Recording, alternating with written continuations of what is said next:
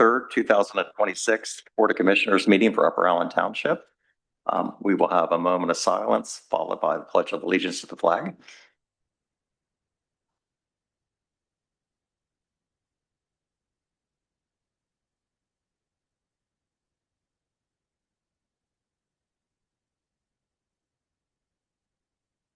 Allegiance to the flag of the United States of America and to the republic for which it stands, one nation under God, indivisible, liberty and justice for all.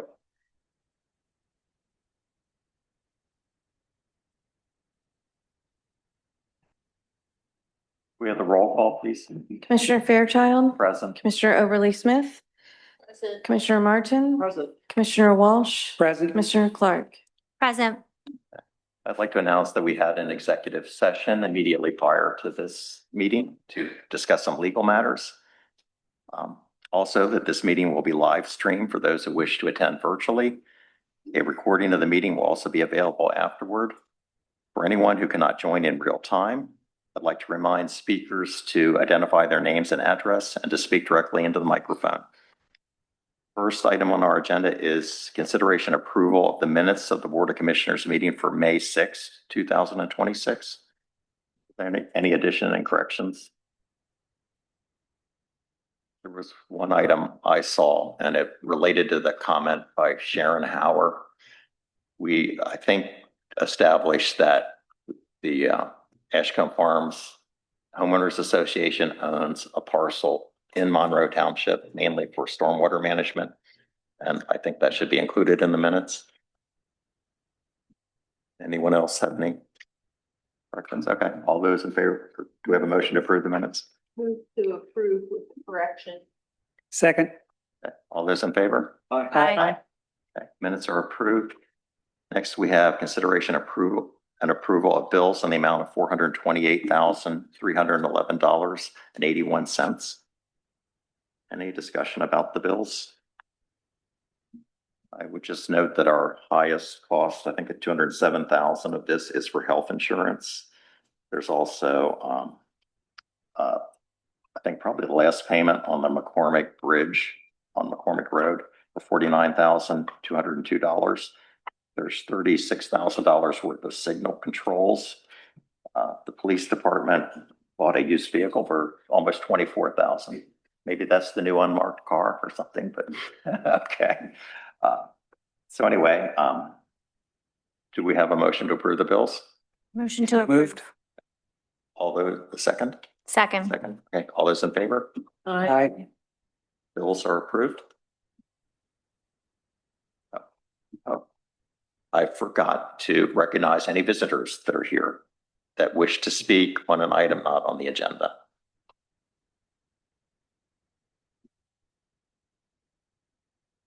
So is there anybody that fits that description, wishes to speak on an item not on the agenda? Yes, ma'am. You may come up. Yeah, that's on our agenda, so we should wait until then. Yeah. Oh, a lady here? Yes.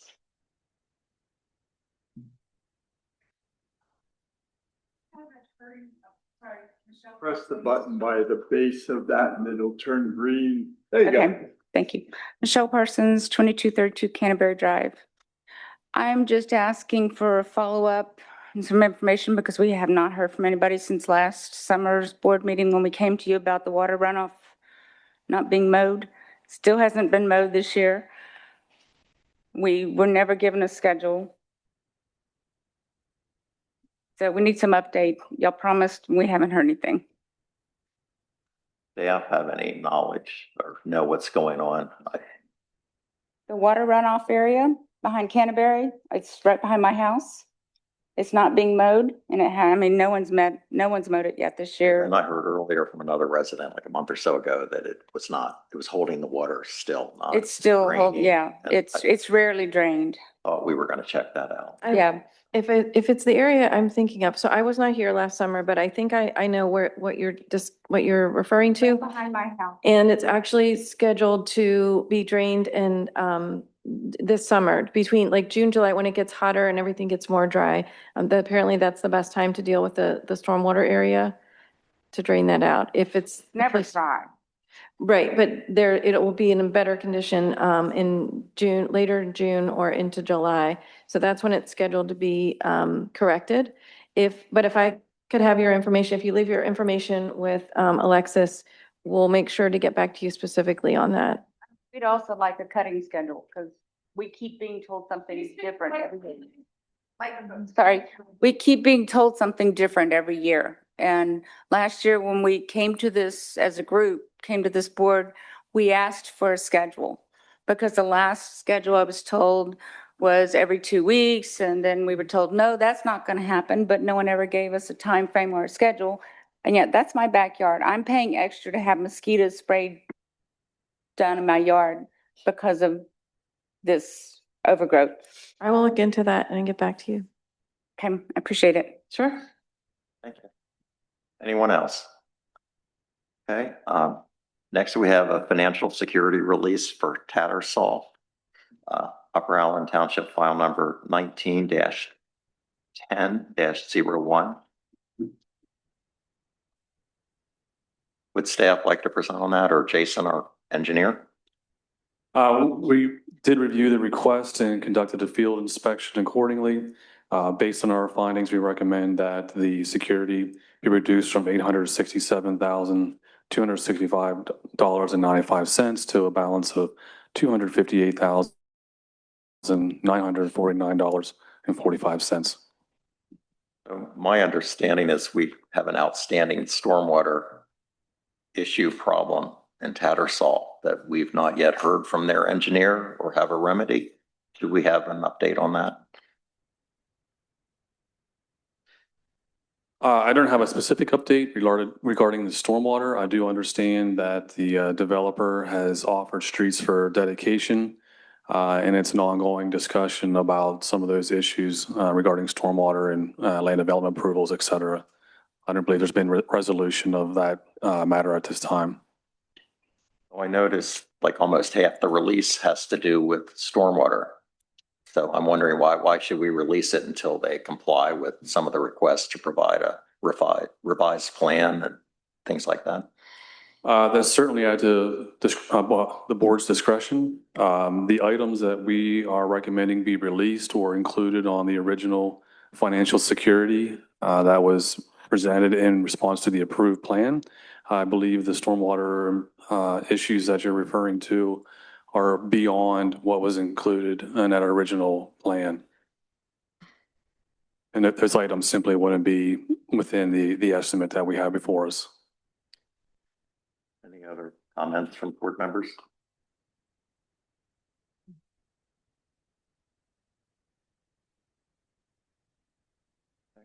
We have a motion. I'm not going to vote in favor of this. I So do have one other question. Is there a timeline that we have to vote on this by? I'm just wondering if there are issues with the stormwater. Could we do a little bit more research before we vote on this, or is there a time limit?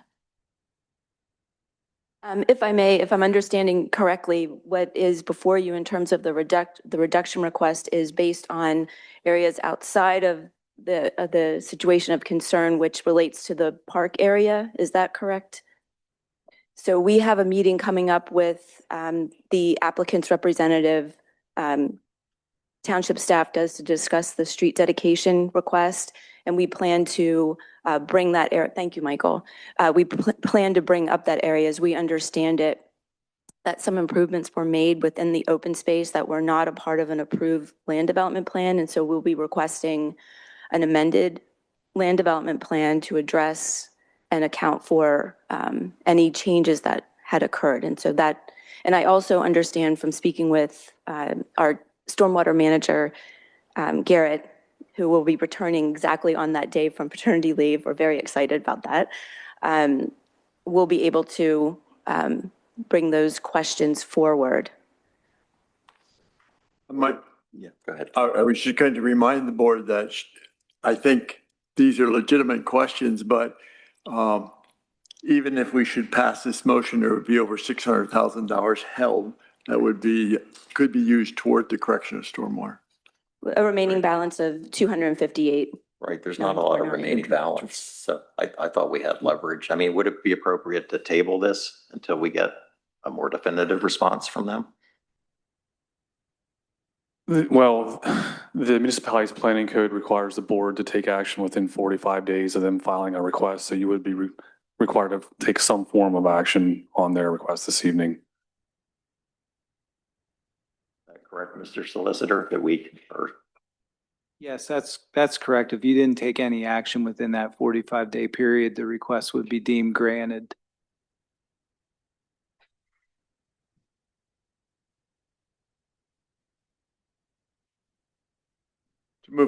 I would move that I would move to recommend releasing $608,316.15 from the financial security with a remaining balance of $258,949.45. have a second? Second. All Can I- those, Can we have further discussion? sure. Sure. Commissioner Martin, I wasn't clear what you said. You said from what to 258? It's different than what I'm seeing in my packet here. Can you read that again, that first sentence? Well, as I understand from the engineer, originally they had financial security posted of like 2,875,000 plus. To date, we've made reductions of 2,008,000 and change, so that the current balance is $867,265.95.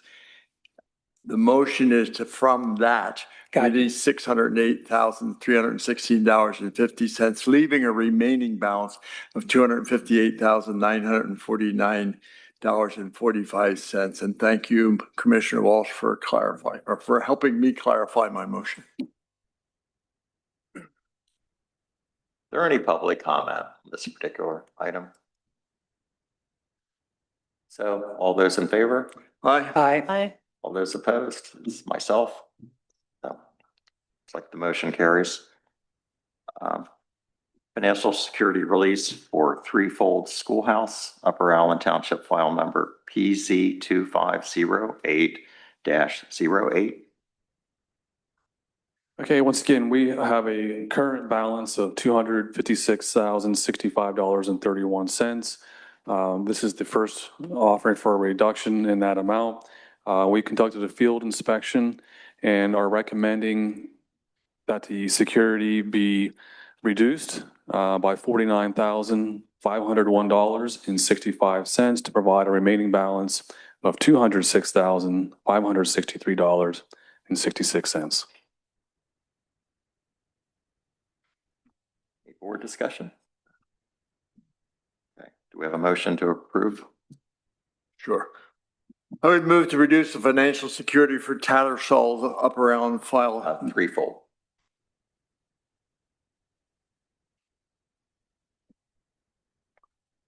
It's a typo. I think that was a typo, but I just want to make sure the file numbers are there, correct? Am I correct, Michelle and or Michael? It is Threefold rather than Tattersall? Yes, that should be Threefold Schoolhouse.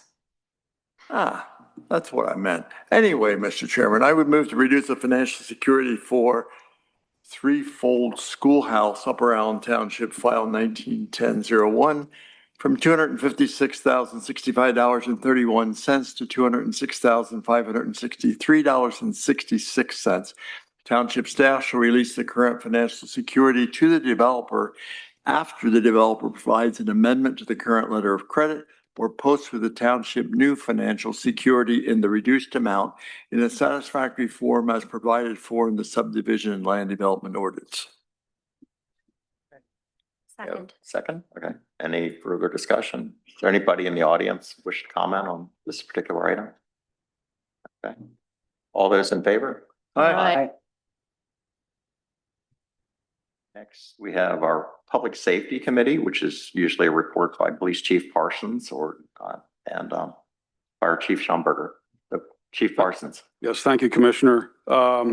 Just two things to report. The aforementioned vehicle that you had spoken of, that was the one vehicle that we had in our 2026 budget. It's a used 2020 Ford Edge, replacing the 2015 Ford Fusion. just an unmarked vehicle for our fleet. The other thing is we had a recent vacancy in the police department, and on Monday, we conducted interviews to fill that vacancy. 2 people did pass, so we'll continue with that hiring process, and I'll certainly let the board know if somebody would accept an offer if we get to that point. Other than that, I'll take any questions. Any questions of the chief? I think we're good. Thank you. Chief Schomburger. Yeah, the fire department anticipates our yearly certification for our hazmat being done this week. So we will be certified in hazmat again. The incentive program is going very well with everybody taking vacations and stuff. Now I know that I have manning at the station. I have people filling shifts where we're a little bit light, so that's working out well. And the next barbecue is this coming Saturday, so please come out and support the all volunteer fire department. What time do you have chicken ready? Be there by 10:30. Oh, wow. Supposed to be 11, but we usually have some off by 10:30. Probably sell out about 12:30, so. Okay, thank you. Next, we have planning and zoning, consideration to schedule a public hearing for a street vacation request for a portion of Old Hollow Road north of Route 15.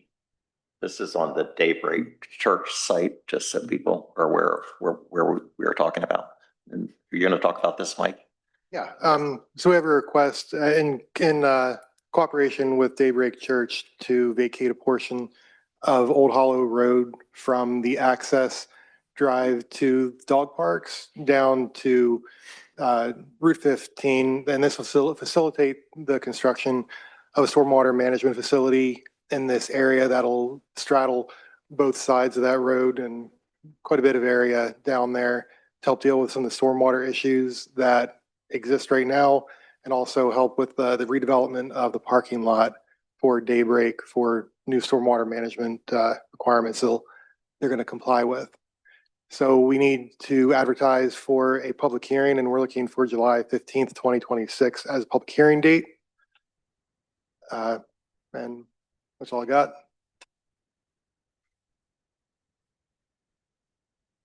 And this is area right here. That's a better view, I think, for Yeah. the public.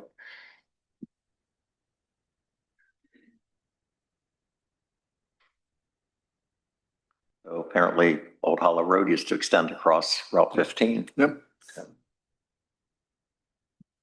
This, I believe, helps the church, helps solve a stormwater problem. And any public comment on this item? Okay. I'd make a comment. I'll wait till after we vote and then I will make a comment. Okay. Oh, I move to authorize the appropriate township staff to begin the process. Township staff and the township solicitor are hereby authorized to advertise a public hearing to be held on July 15th, 2026 at 5:30 PM to discuss the street vacation request for the portion of Old Hollow Road, Bumblebee Hollow Road. Following the close of the public hearing, the board can consider acting to either approve or disapprove the request at its regular board meeting on July 15th at 6:30. second. Okay. All those in favor? Aye. Okay. Mr. Fairchild, I was just going to mention that I want to compliment Daybreak Church.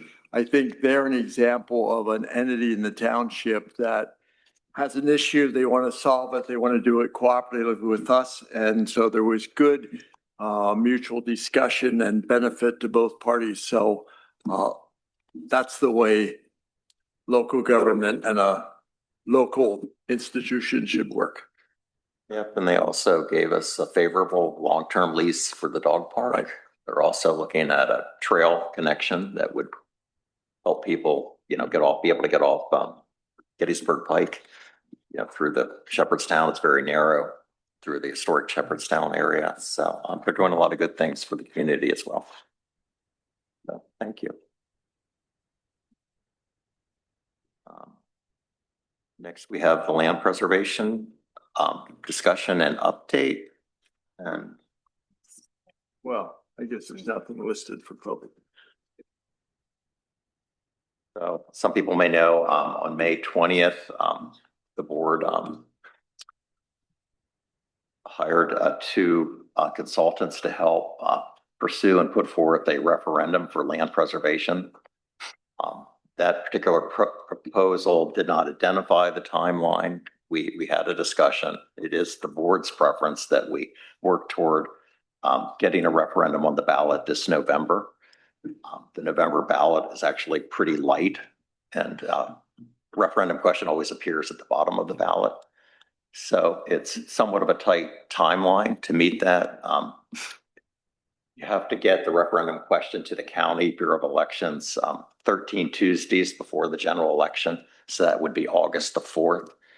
So the two consultants we've chosen are Natural Lands out of near Philadelphia, Pennsylvania, Large Land Preservation Trust Organization, and Grow Conservation, which is a smaller land trust consultant out of York County. They have been taking some preliminary information gathering with staff, mostly mapping and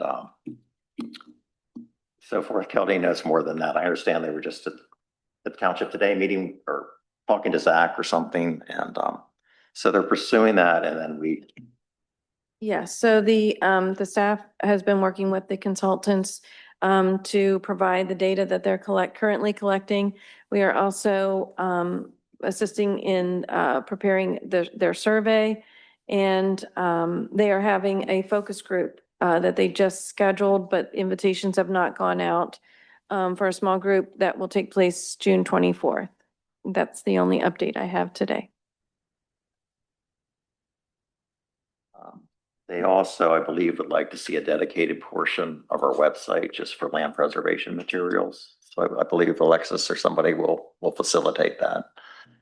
I forgot my own train of thought. To complete the timeline that's being at least discussed would be a special meeting on June 22nd to discuss introduce the referendum, what it's about, what land preservation is or is not, and a question and answer period. And then on July 1st meeting, it would be to introduce the open space referendum language. All this would require an ordinance, so that they would provide the wording of that ordinance. On July 15th, BOC meeting, we would advertise the referendum ordinance. On either July 29th, which would be a special meeting, or August the 3rd, we actually, I believe we have a scheduled meeting for August the 5th. We would move that back to either August 3rd or July 29th. And that would be to adopt the referendum language that we send to the county. So that's the tentative timeline. And we're going to discuss this further again on June the 17th. And any other commissioner comments, and we will also take public comment on this. That's where we are. Any other public comment?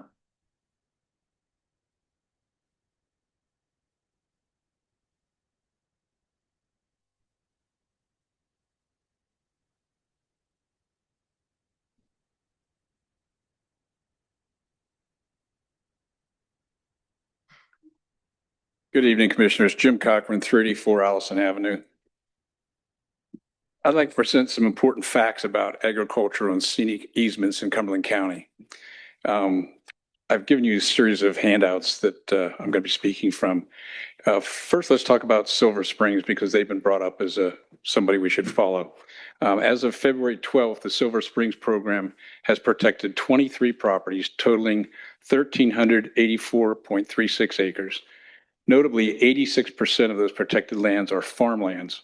Only 2 properties covering 196 acres, including the Mechanicsburg Sportsman's Club, which is a fish and game club, and 1 private parcel are designated as scenic or woodland. Many of these farmland protections were achieved in partnership with Cumberland County, and you have a list there of all the properties that were included. Cumberland County agricultural preservation maps examine the agricultural preservation maps available on the Cumberland County website. The overall map is the first map, and it has an overlay of both ag security and ag easements. This map shows both of them and establishes the ag security in orange and the agricultural easements in green across the county. While somewhat dense, it illustrates the broad reach of these programs in Cumberland County. The agricultural easement map, which is the next map, I've zoomed into the eastern part of the county, revealing a significant concentration of agricultural easements in Upper Allen Township. In contrast, municipalities like Lower Allen, Hampton, East Pennsboro, and all the boroughs to the east of us in this area show virtually no easement properties. This suggests that Upper Allen Township has been particularly active in securing its farmlands, with many already under ag security. Ag security properties, the final map highlights properties specifically under ag security. Again, no municipalities east of Upper Allen Township have properties in this program, while Upper Allen Township has many, including a couple along McCormick Road. My conclusion, based on these observations, it appears that Commissioners Fairchild and Walsh may be allocating taxpayer money to address a problem that really doesn't exist, particularly in Upper Allen Township, where we're already significantly mitigated these problems through existing programs. The question remains, with Upper Allen Township already a leader in preserving farms, why rush to implement any new measures without thorough public discussion? Thank you. I may, President Fairchild? Sure. My understanding from an agricultural security area is that it doesn't preserve anything. It simply gives a well-deserved tax break to an individual who may continue farming it. It's also a necessary step in order to qualify for an easement from the county. So I don't know, when you say an agricultural security area is preserving farmland, I don't think that's the case. I think it preserves a tax incentive to continue to use that property for agricultural or non-developed purposes. If a developer were to come in to a large farm property that was under the agricultural security program, couldn't they offer to buy that property and cover the back taxes? Sure. But Sure, so it's not being preserved. I just want to make sure we're clear. It's preserving farming to the extent that any adjacent landowners can't come in and complain about farming activities because it protects the farmers. So it does preserve the fact that they can farm without harassment from neighbors. It doesn't protect the land from development. That's ag security, correct. It And you does have to, not protect it you have from to go through, development. you have to go through security to get to ag easement. Okay, so it's not preserving anything. That's preserving the right to farm. Oh, sure, that's fine, but it's not preserving the land from development. I didn't say that. I said preserving the right to farm. I just respectfully disagree. Okay, well, that's what it is. And you have to go through that to get to ag easement. Oh, absolutely. So it's very important and it's a well-deserved tax incentive for the farmer, but Right. you need it to get to, They get a tax incentive by entering ag security. yeah. And as you can see from the maps, a significant portion of Upper Allen is already in ag security. In fact, Until a developer offers them a huge sum of money and to Correct. pay their back taxes and it becomes a development. correct. Right, there's even a tract owned by Messiah University or Ryder Musser up on Yes, Mill Road. that's an ag whatever security. Part of Oakwood Hills that we know they fully intend to develop, but it shows up on the ASA map as protected farmland. Well, they're all taking advantage of the tax advantage right now. And then there was also the Martin or the Lambert Farm on McCormick Road was in ASA. And Mhm. it no longer is in ASA. No, it's a So part. it does not offer protection the way the agricultural easement does. There are 405 acres in Upper Allen Township already in agricultural Correct. conservation. The Paulus Farm, Strock Farm, got the other good neighbors who had the Most foresight. of it to the Some of west. them have plaques on it. All that was done through the county program. Mhm. No contribution by Upper Allen. Correct. So this is affording other farmers who are interested helps through the generational transfer of farms. There are It very helps few keep farms left. farms in an area. And we have already looked at the parcels above 10 acres ourselves as commission, some of the commissioners. And there's approximately 1,400 acres of land that could be preserved. So Okay, so share Sure, that, it's worth share that taking a information with look the at. public. Let's take our time and talk about it. what's That's what I'm saying. Share that information. You've got information, you've looked at it, but you're not shared it with the public yet. So, Point two, we laid out a timeline. We've hired consultants. It's going to be very clear. you're gonna be very quick. It's not And- that quick to anybody who knows, the agriculture easement program through the state has been around since the late 1980s. Pennsylvania is one of the leaders in the nation in preserving farmland. Sure. So Cumberland there's County is a tons of leading. benefits. It's been shown to moderate taxes. We're going to get into all that, but you seem to be dissuading us from even looking No, into I'm it. dissuading you from doing it so fast. It doesn't have to be done by November. That came up in the last meeting. You can do it at any election, a primary or a general. You could take your time and make sure everyone understands that they're voting to take money from wage earners, not from property owners, from wage earners, and give it to people who have large tracts of land, not necessarily for farming, because you haven't discussed yet whether it's going to be for scenic preservation or farm preservation. And I would suggest there's not much farmland left to preserve. It's already been done. Well, I appreciate this information. It's helpful. And I know myself, I'm doing a lot of research on agricultural easement and security and what the differences are and what all of that means. So it's always helpful to have more information. And I think we're going to get that as we start these meetings and we start working with the contractors that we engaged with recently. And I think, hopefully everybody is here to talk about land preservation and we can get the same kind of interest as we move through our process. But we need to be clear, ag preservation and land preservation are two different things. Yep. And Absolutely. we already have maps that I have copies of, and I'm sure that the staff can provide the new commissioners with copies of the ag preservation properties in the township very clearly. So We have an ACE map that shows everything. And then this is for the public to decide. The commissioner's role is really to facilitate this and get it on as a referendum. It could be debatable when. I personally think this is a very good year to put forth a referendum. But the public, any way this happens by the law, they're going to have 90 days or at least the 13 weeks before the election to consider the question. And you want to put out, we will develop quality, objective information for people to make a decision. So that's what we're trying to do. Anyway, anyone else wish to speak? Yes. Good evening, Commissioners. Mike Kleinpeter, 104 Bishop Road. I currently serve as the Vice Chair for the Cumberland County Farmland Preservation Board, so I'm well versed in land preservation, agricultural easements in Cumberland County. I've been on the board for 9 years, so I can certainly serve as a resource, but a couple comments I would make, and I just came to observe tonight. I wasn't intending to speak.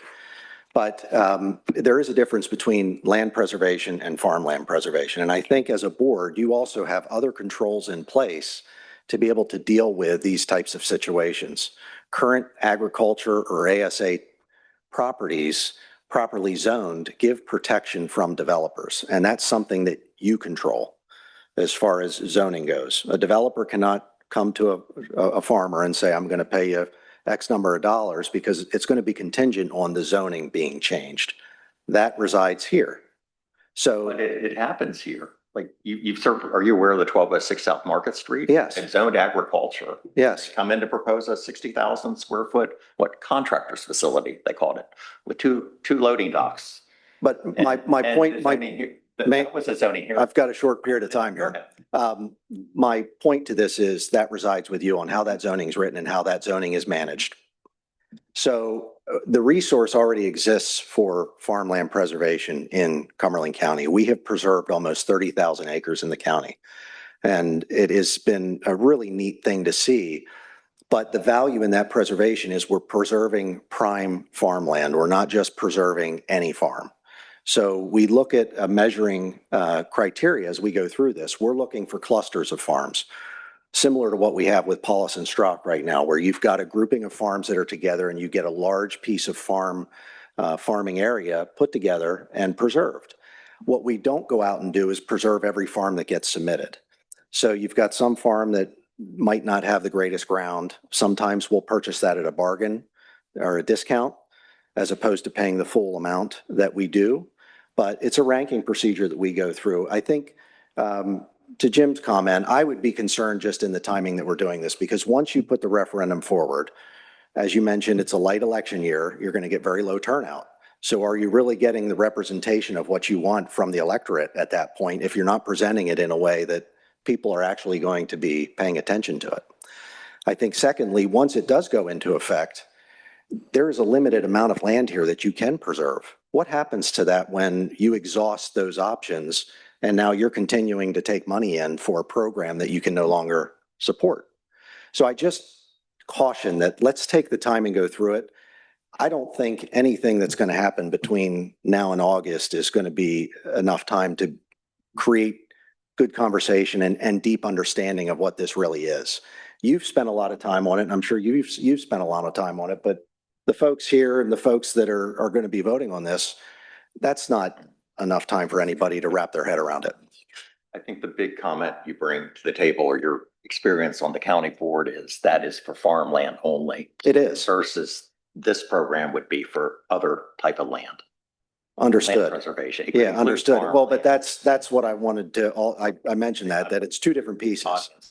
Clear on that too. Yeah. I think you said, I believe the county's at something like 25,000 acres preserved. Their goal is 30,000 acres by 2030. Well, we have a couple years that are in the queue that when you add those in, we're just about there. So Yeah. that's good to hear. So we'll most likely meet or exceed that by 2030, which has been our goal. And- So we and- preserve about 1,000 acres a year. Okay, and we hope to include Stephanie Williams, who's the And head she is of a- some of the farmland. She is a terrific For resource. me and present, that Yeah. side of the story too. Yeah, so I would certainly offer any context to what we go through there. I can help with that as well.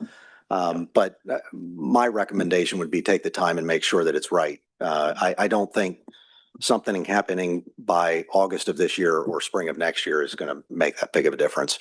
The zoning is what protects And I the just to township land. reiterate what we discussed at the last meeting is this is the beginning of the process. And as we start to peel the onion layers here Mhm. and learn more about this and get feedback from township residents, we may well decide we want to kick this out and not put it on the ballot right away. Sure. That's all part of this discovery process, as is some of the other things that you said about determining which pieces of land we should consider including in this versus ones that maybe don't fit our priority or what we're looking to do.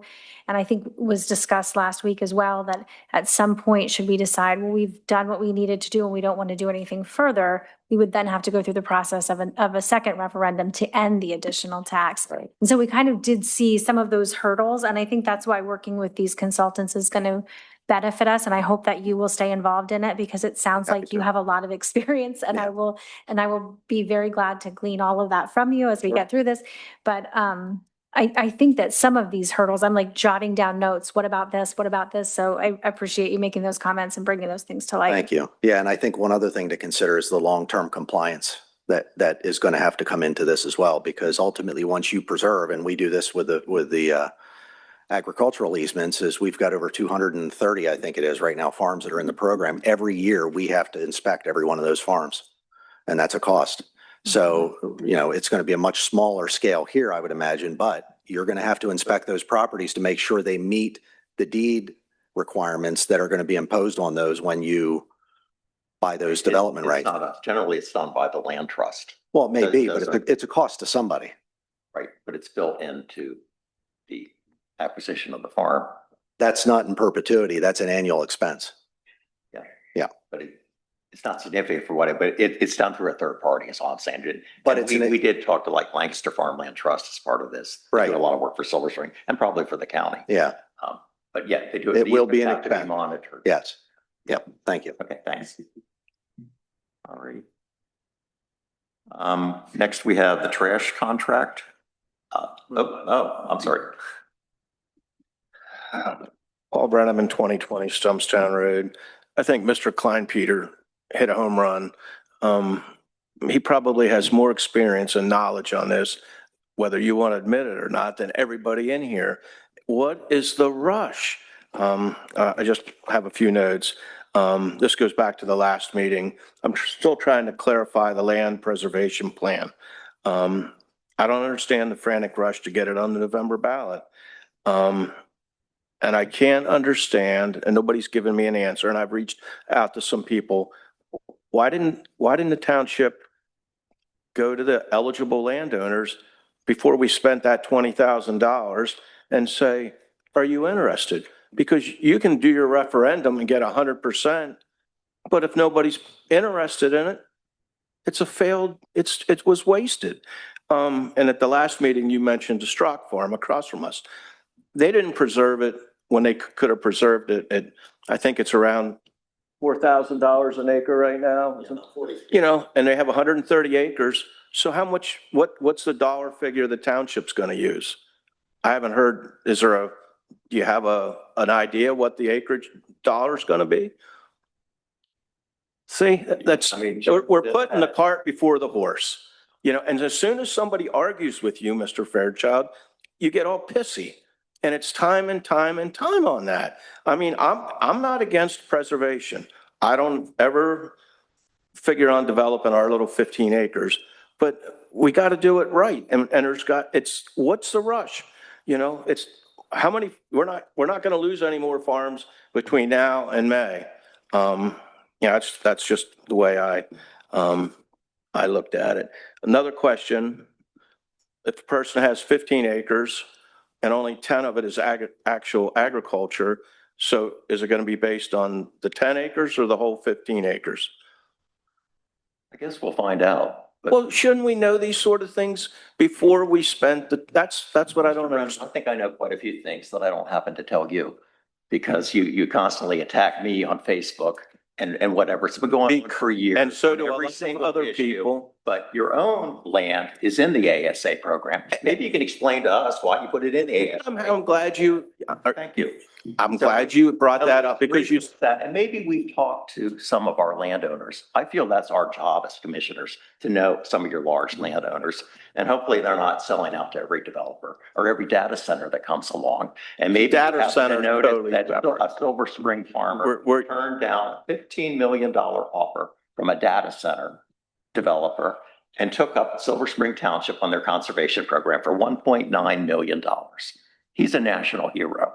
And that's part of why we're doing it now and this year. These data centers developers aren't waiting. See- And you can make, yeah, you have the right to free speech and everything else, but calling us foolish and rushing and everything, there is a rush going on to grab our land and do other things that aren't very nice, that are not promoting open space or farming. But anyway, I'm sorry. Are you any other? yeah, I'm not quite done yet. You know, the data center is a totally separate issue. It's totally separate. How many parcels in our township are zoned that can be developed for a data center right now? Any? So you're acting like somebody can come in here, like the Strock Farm, and change 130 acres to industrial. You're never going to let that happen as a board. That's what's being proposed in Monroe. We're not Monroe. We're Upper Island. Its zoning can be changed. The developer. And is our board going to change it? My property's been changed to a third zoning designation since we lived here. Yeah. That zoning is not permanent. Protect. Back to the ASA. Yeah. We put our property in because it protects us from complaints. The farmer that farms our property has 4 big Bell and Evans chicken farm houses. And guess what he spreads all over our field? And it stinks. And it protects us from the neighbors complaining. Just this past year, I got a phone call from a lady in development beside us complaining about our corn stalks going into her property. She suggested I put a fence up, 600 to 800 feet of fence to keep the corn stalks from going onto her property. Our cornfield was there long before that housing development was. That, President Fairchild, is why our property's in the ASA. I'm not against preservation. I'm just against the ramming it through. I don't think it's being thought out. Nothing's being rammed through. What about the Right to Farm Act? That was written to protect the farmers from these, new residents move in the developments and then they complain against the farmer, but there's other protections other than ASA. But anyway, can we move on then to the trash contract? So we are currently in our 4th year of the current contract with Republic Services for trash and recycling collections. And the commissioners have the option to consider a 1-year extension, which would be the final 1-year extension option on this contract with our current service, or you could choose to put it out earlier, put it out for bid this year. The current staffing issue is one of the problems that we are currently experiencing. And I would like to, after I'm completed here with this memo notes, I would like to welcome comments from Andy Warrants from Public Services, who joined us this evening. So I'll let him address any of those issues about current, but the contract for services for 2027, The additional extension year option for 2027 would be at the price of $107.85 quarterly. And if I could, Andy warrants. Hello, my name is Andy Warrants. I'm the manager of municipal sales for Republic Services. I'm in my 21st year with Republic, my 9th year as manager of municipal sales, and it's the first time I've come before this board, so that kind of says something. I wanted to come today before I even knew you were voting on this to address what happened last week with the service challenges that we faced. There's a CDL driver shortage in this country. Most people are aware of that. They see it on the news because school bus companies don't have enough people. All the trash companies in this marketplace are all struggling. We're all up against it. And so we're doing everything we can to get butts in seats so that we don't have happen what happened last week. Since the beginning of the year, we've had 12 terminations and 3 transfers. So we had 3 drivers. One went transferred to a Republic in New Jersey, one to Georgia, and one to Texas. So we're down 15 drivers. 14 of those do residential. We've tried to hire 15 drivers. 11 of them failed background checks and drug tests. We were able to hire 4.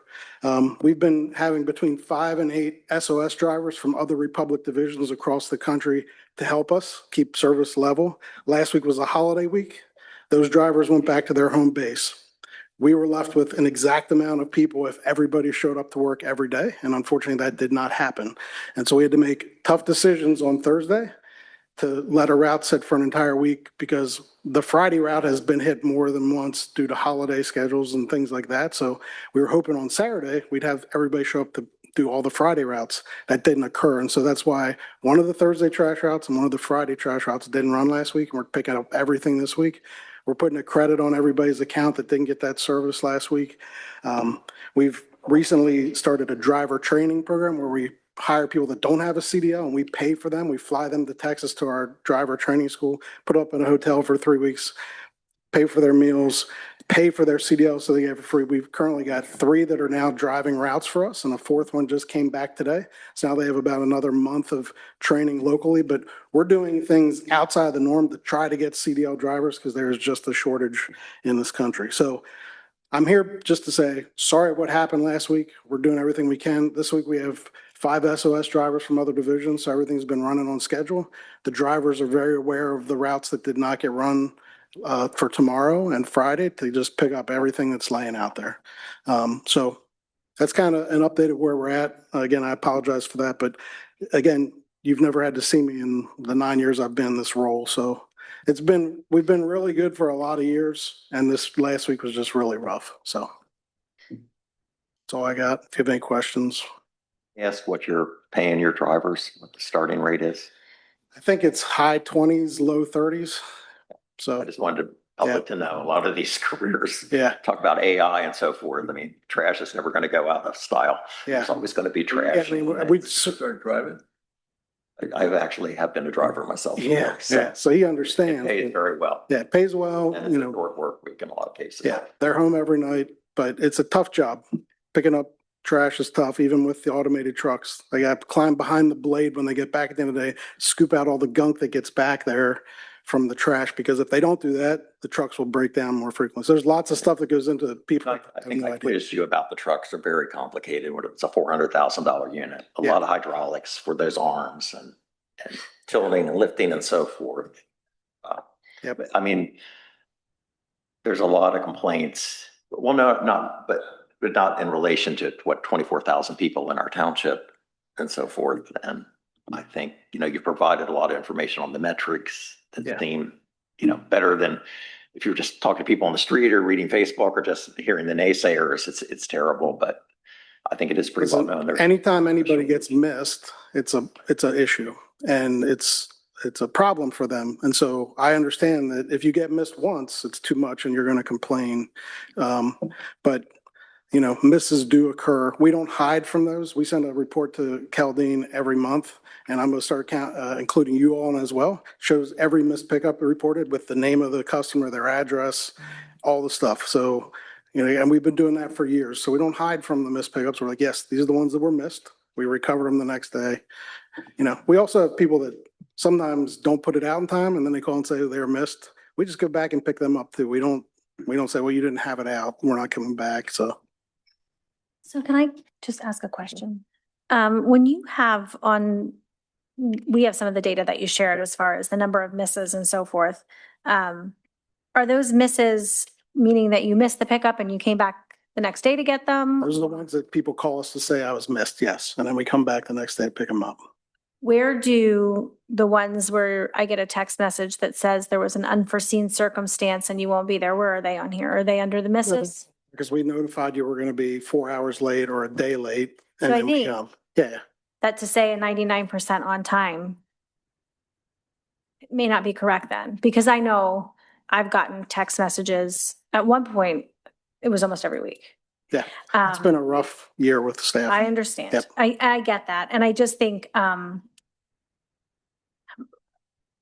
If we didn't communicate, all 500 people in that route would call us and there would be 500 people on there. So but Yeah. I think that this report then is not really a good picture of reality, right? Because if it's only when you get a call that you miss, that you track it as a miss, Yeah. that's not real, right? Like you let me know that I'm we'll not let going you to know, and then we also let the office know as well. So again, I I'm would hiding. see a from it. percentage of collection that includes those that you missed, that the customer didn't have to tell you. You were aware you were going to miss them. There was an unforeseen circumstance, because I'm sure that that's not 99%.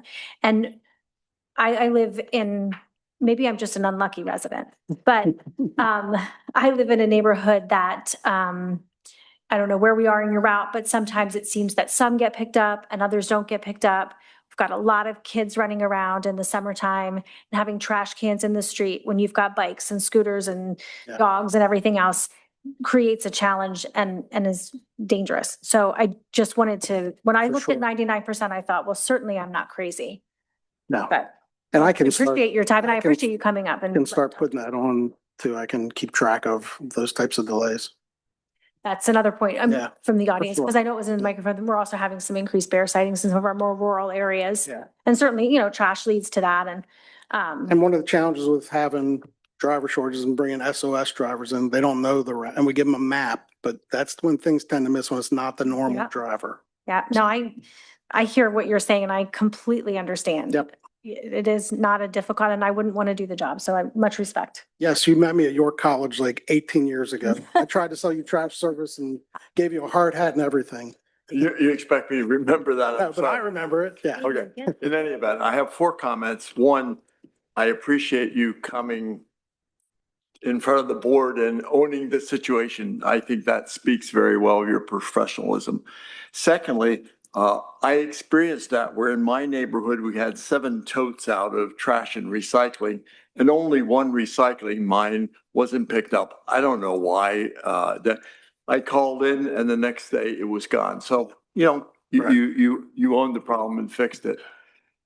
I believe that the current trash vendor, and I was on the board when he had the previous trash vendor, I believe that we get a lot fewer calls now than we did with that former vendor. So, any miss is too many, but if you can remember, years ago, it was much worse.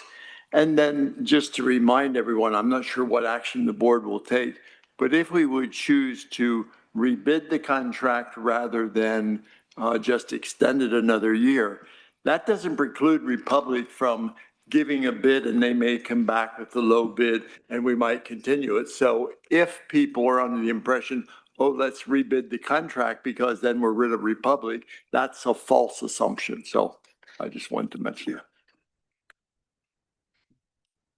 Any other commissioners? Yeah, I would say too, it's a choice between extending the contract for a year at $107.85 a quarter residents, or rebidding it and taking our chances. I happened to call around today and check with Lower Allen Township. Their current rate is $117 and something a quarter. Fuel prices are up. I mean, I had the sense we're not going to do any better rebidding it. And then we give us time. I'm kind of in favor of the extension. But I will subject you to the audience here. They may have more complaints or insights into this. But I don't think we'll do any better, especially with fuel prices where they are. And And that gives more time to write bid specs with some of the changes that Caldene's thinking so about. I think we would look like the penalty calls or whatever. I think there's an option like a different size trash cans that could reduce the rates for some residents.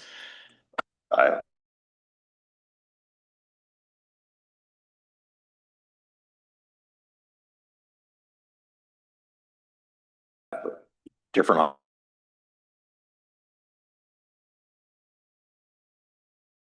options on recycling. Maybe the township could do more. Others in your industry, when China stopped accepting recycled materials, plastics and all that went back 2018, 2019. 2017, 18 is when it happened. It, really changed the So it's industry. China's fault. What's that? It's China's fault. Well, we could No, say but it's- that, but It's why in 2021, we came and said, we're not going to extend the contract, and it had to go out the bid after, because that impacted us as well as COVID. So you got the big increase last time, so you're pretty much in the market price right now. they were trying to play catch up from what I understand. They took a hit on the recycling for several years. So I'm semi-optimistic the next round, the following year, if we're careful about it, we can write a better contract. Yep, And get bids from Republic and hopefully some other ones. exactly. So are there any more public comments about this? Yep, yeah.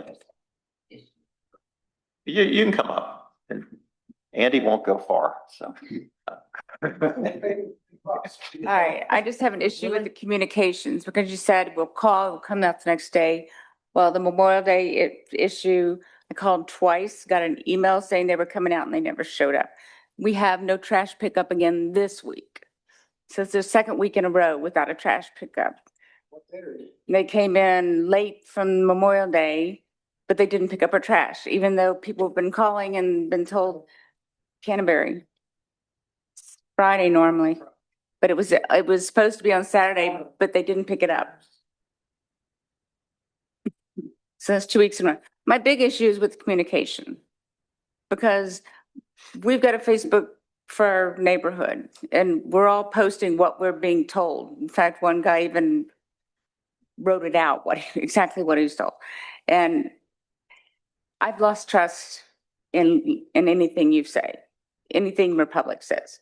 I don't mean to be rude about it, but I've been told so many different things that have not been fulfilled that I don't trust what I'm told anymore.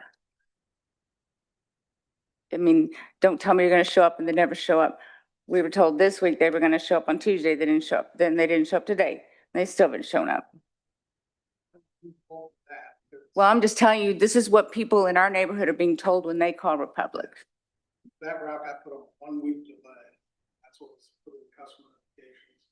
And if you go on the website and sign up, you can sign up for text messages from us, emails or phone calls. So you don't have to call in. Like if something's on the delay, even if a truck breaks down and it's now 4 hours behind, if you've signed up for those notifications, you'll get a text that says this route's 4 hours behind schedule.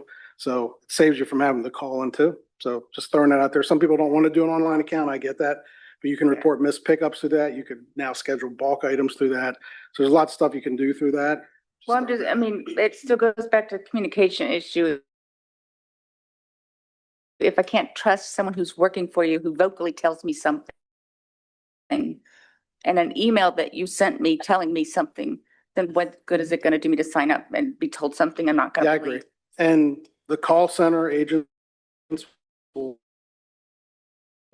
there are announcements that get put up about what's called on. It's going to get picked up tomorrow because you just told me you were missed. I'm going to schedule this. I mean, honestly, Okay. I'd rather be told I don't know, or we don't Right. have a time. If they looked at the announcement, they would have seen it's on a 1 week delay and they would have told you that, but they didn't. And they just go, oh, I'm entering it now. We'll pick it up tomorrow, not realizing that they should have said we're on a 1 week. Well, I'm delay. bringing this to your So I attention agree. to And let I'll you bring know that to the attention of communications are the really call center bad. manager that that's happening. Yeah. What's the address? Canterbury? Canterbury Estates.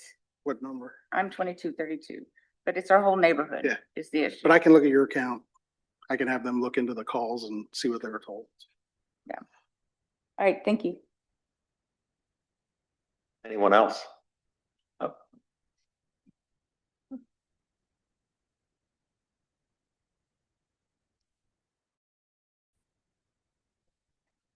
Evening, Commissioners. How are you? Eric, just to let you know, if you move your mic over just a little bit, you'll kill the feedback back there for showing the work, because actually I'm going to talk to it. Commissioners, you should have received an email in your inbox today, June 3rd, 2026 at 11:51 a.m. And again, my name's Josh, 834 Grantham Road. Just for everybody's context here, I'm going to read this email that I had sent to the commissioners for public record. And then whoever's driving that actually is the data that's going to support this. Good morning, commissioners and township staff. And attached is a packaged email containing community feedback regarding Upper Allen Township's trash collection service with Republic Services for Wednesday evening's Board of Commissioners discussion. A community feedback form was generated and posted on the Upper Allen Township community Facebook page and received valuable feedback from residents. Residents on social media were advised to submit the feedback by Wednesday at 12 p.m. today. The link provided will take you to a live Google Sheets document. The spreadsheet may also be downloaded, and once you open it, you will be able to review all the submitted comments, concerns, and feedback at your leisure. I've also included screenshots highlighting feedback trends to help support the board's discussion and any future contract related to conversations with Republic Services and any other vendor. In addition, I received 2 photos showing trash that was not picked up at its designated time, and those photos are attached in this email as well. One personal piece of feedback I would like to offer is that if the township may want to consider container size and pricing flexibility during future negotiations, some residents who live independently may only need a smaller medium-sized container, while families of 3 or more may require a larger container setup.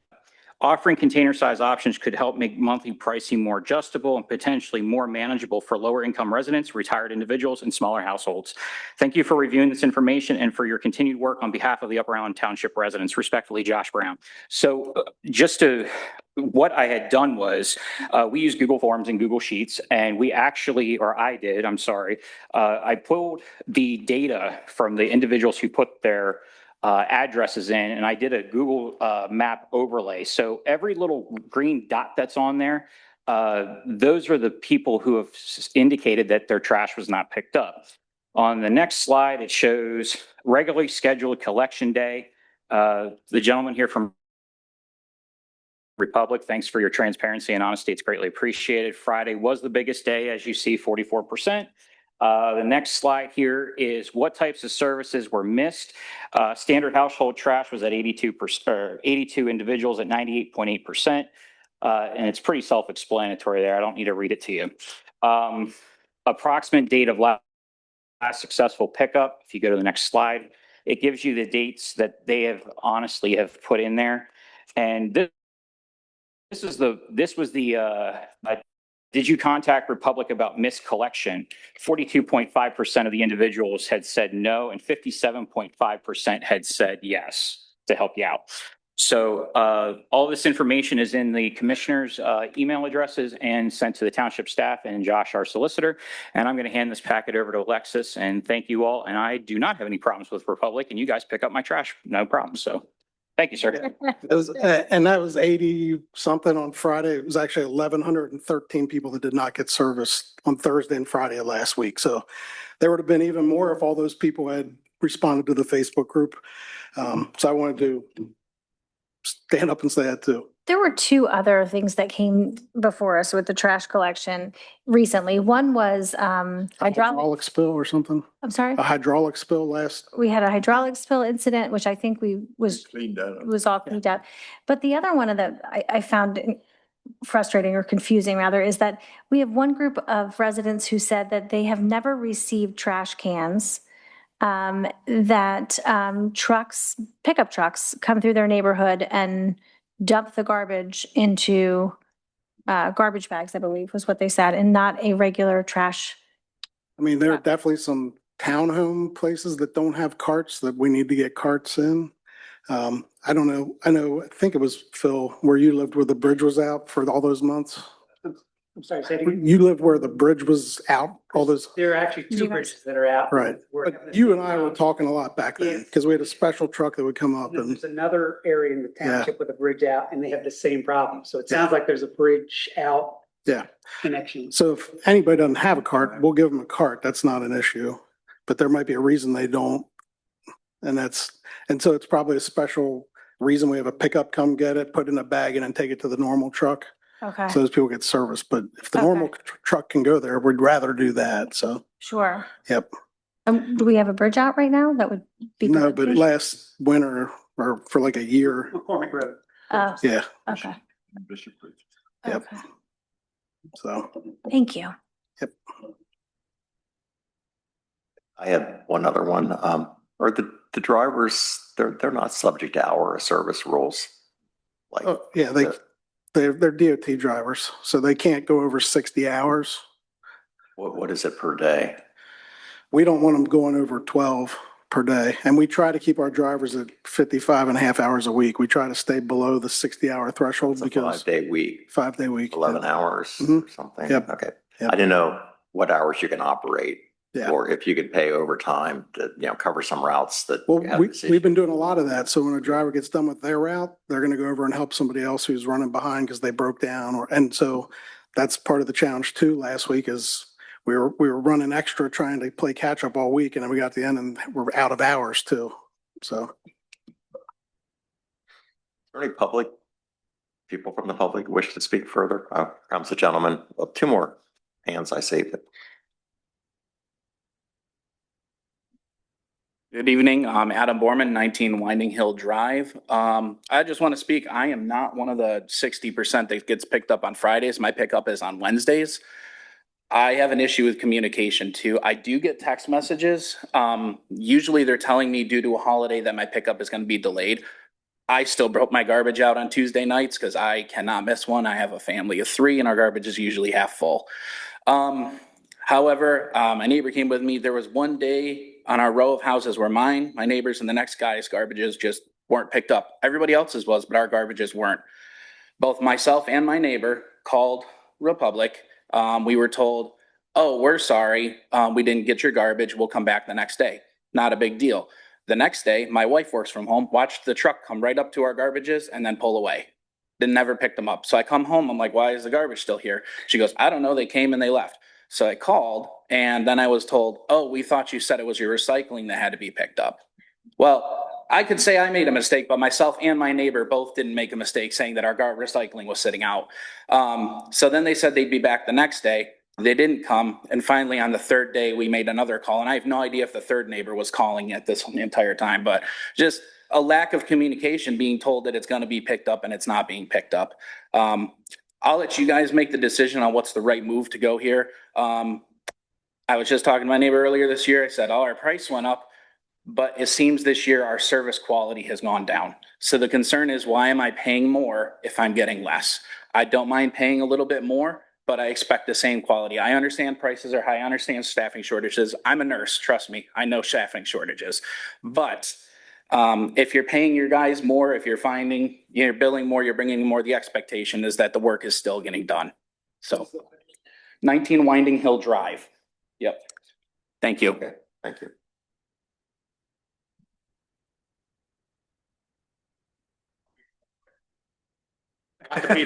Not to beat a dead horse, Ralph Kleinpeter, 103 Bishop Road. I've given up calling, so we'll take that off the table. I usually get a call from Phoenix, Arizona, and I'm not sure why. That's where our corporate office is. Well, I mean, I live in Mechanicsburg, but anyway, is there any, this for the board, is there any contractual protection that we have? Do we request a bond? Do we have a termination clause in the contract? What protection do we have if the service continues to go down and we want to make a change? I think those are important questions to answer if we're going to continue. As far as a business model, Republic's huge. And I think we're making a lot of excuses for them. I run a business and I'll be damned if I would let my service diminish the way Republic Services has. I'm tired of hearing the excuses. You pay for what you're supposed to get service for, and I'm tired of the excuses. I don't know how you're going to stay in business if you keep doing this, and I don't know what options we have as a township. Thank you. Yeah, thanks.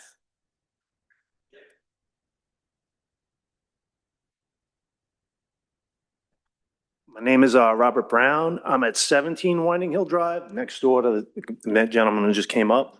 Same issues, but the one thing I don't understand is why don't you prioritize trash over recycles? That's a problem. A lot of times that's what's missed is the trash. The trash is the thing that's going to stink. The trash is the thing that's tough on families. That's, to me, your priority should be that, not recyclables. If you're short of drivers, well, you put the trash first before recycle. That's generally what we try to do. Last week, the trash drivers were the ones who called off, and the recycling drivers do more homes than the trash drivers.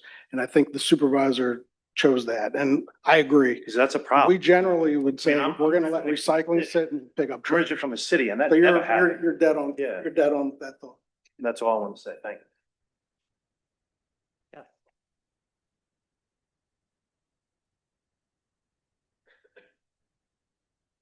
Rebecca Smith, 2193 Hastings Drive. This is more of a question. My understanding is you're supposed to put your garbage out the night before to have it be picked up and have your bins brought in. When you're missing trash and they say it's going to be there, so you leave your trash out. It doesn't get picked up, so you leave your trash out. So Canterbury Estates has had trash cans along their road for over a week now. So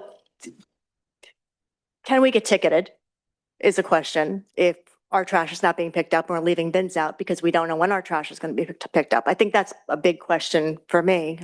Other people might not care, but I know that there are some boroughs, hopefully not ours, that would go after people for not bringing their bins in because they're not supposed to be out past their date.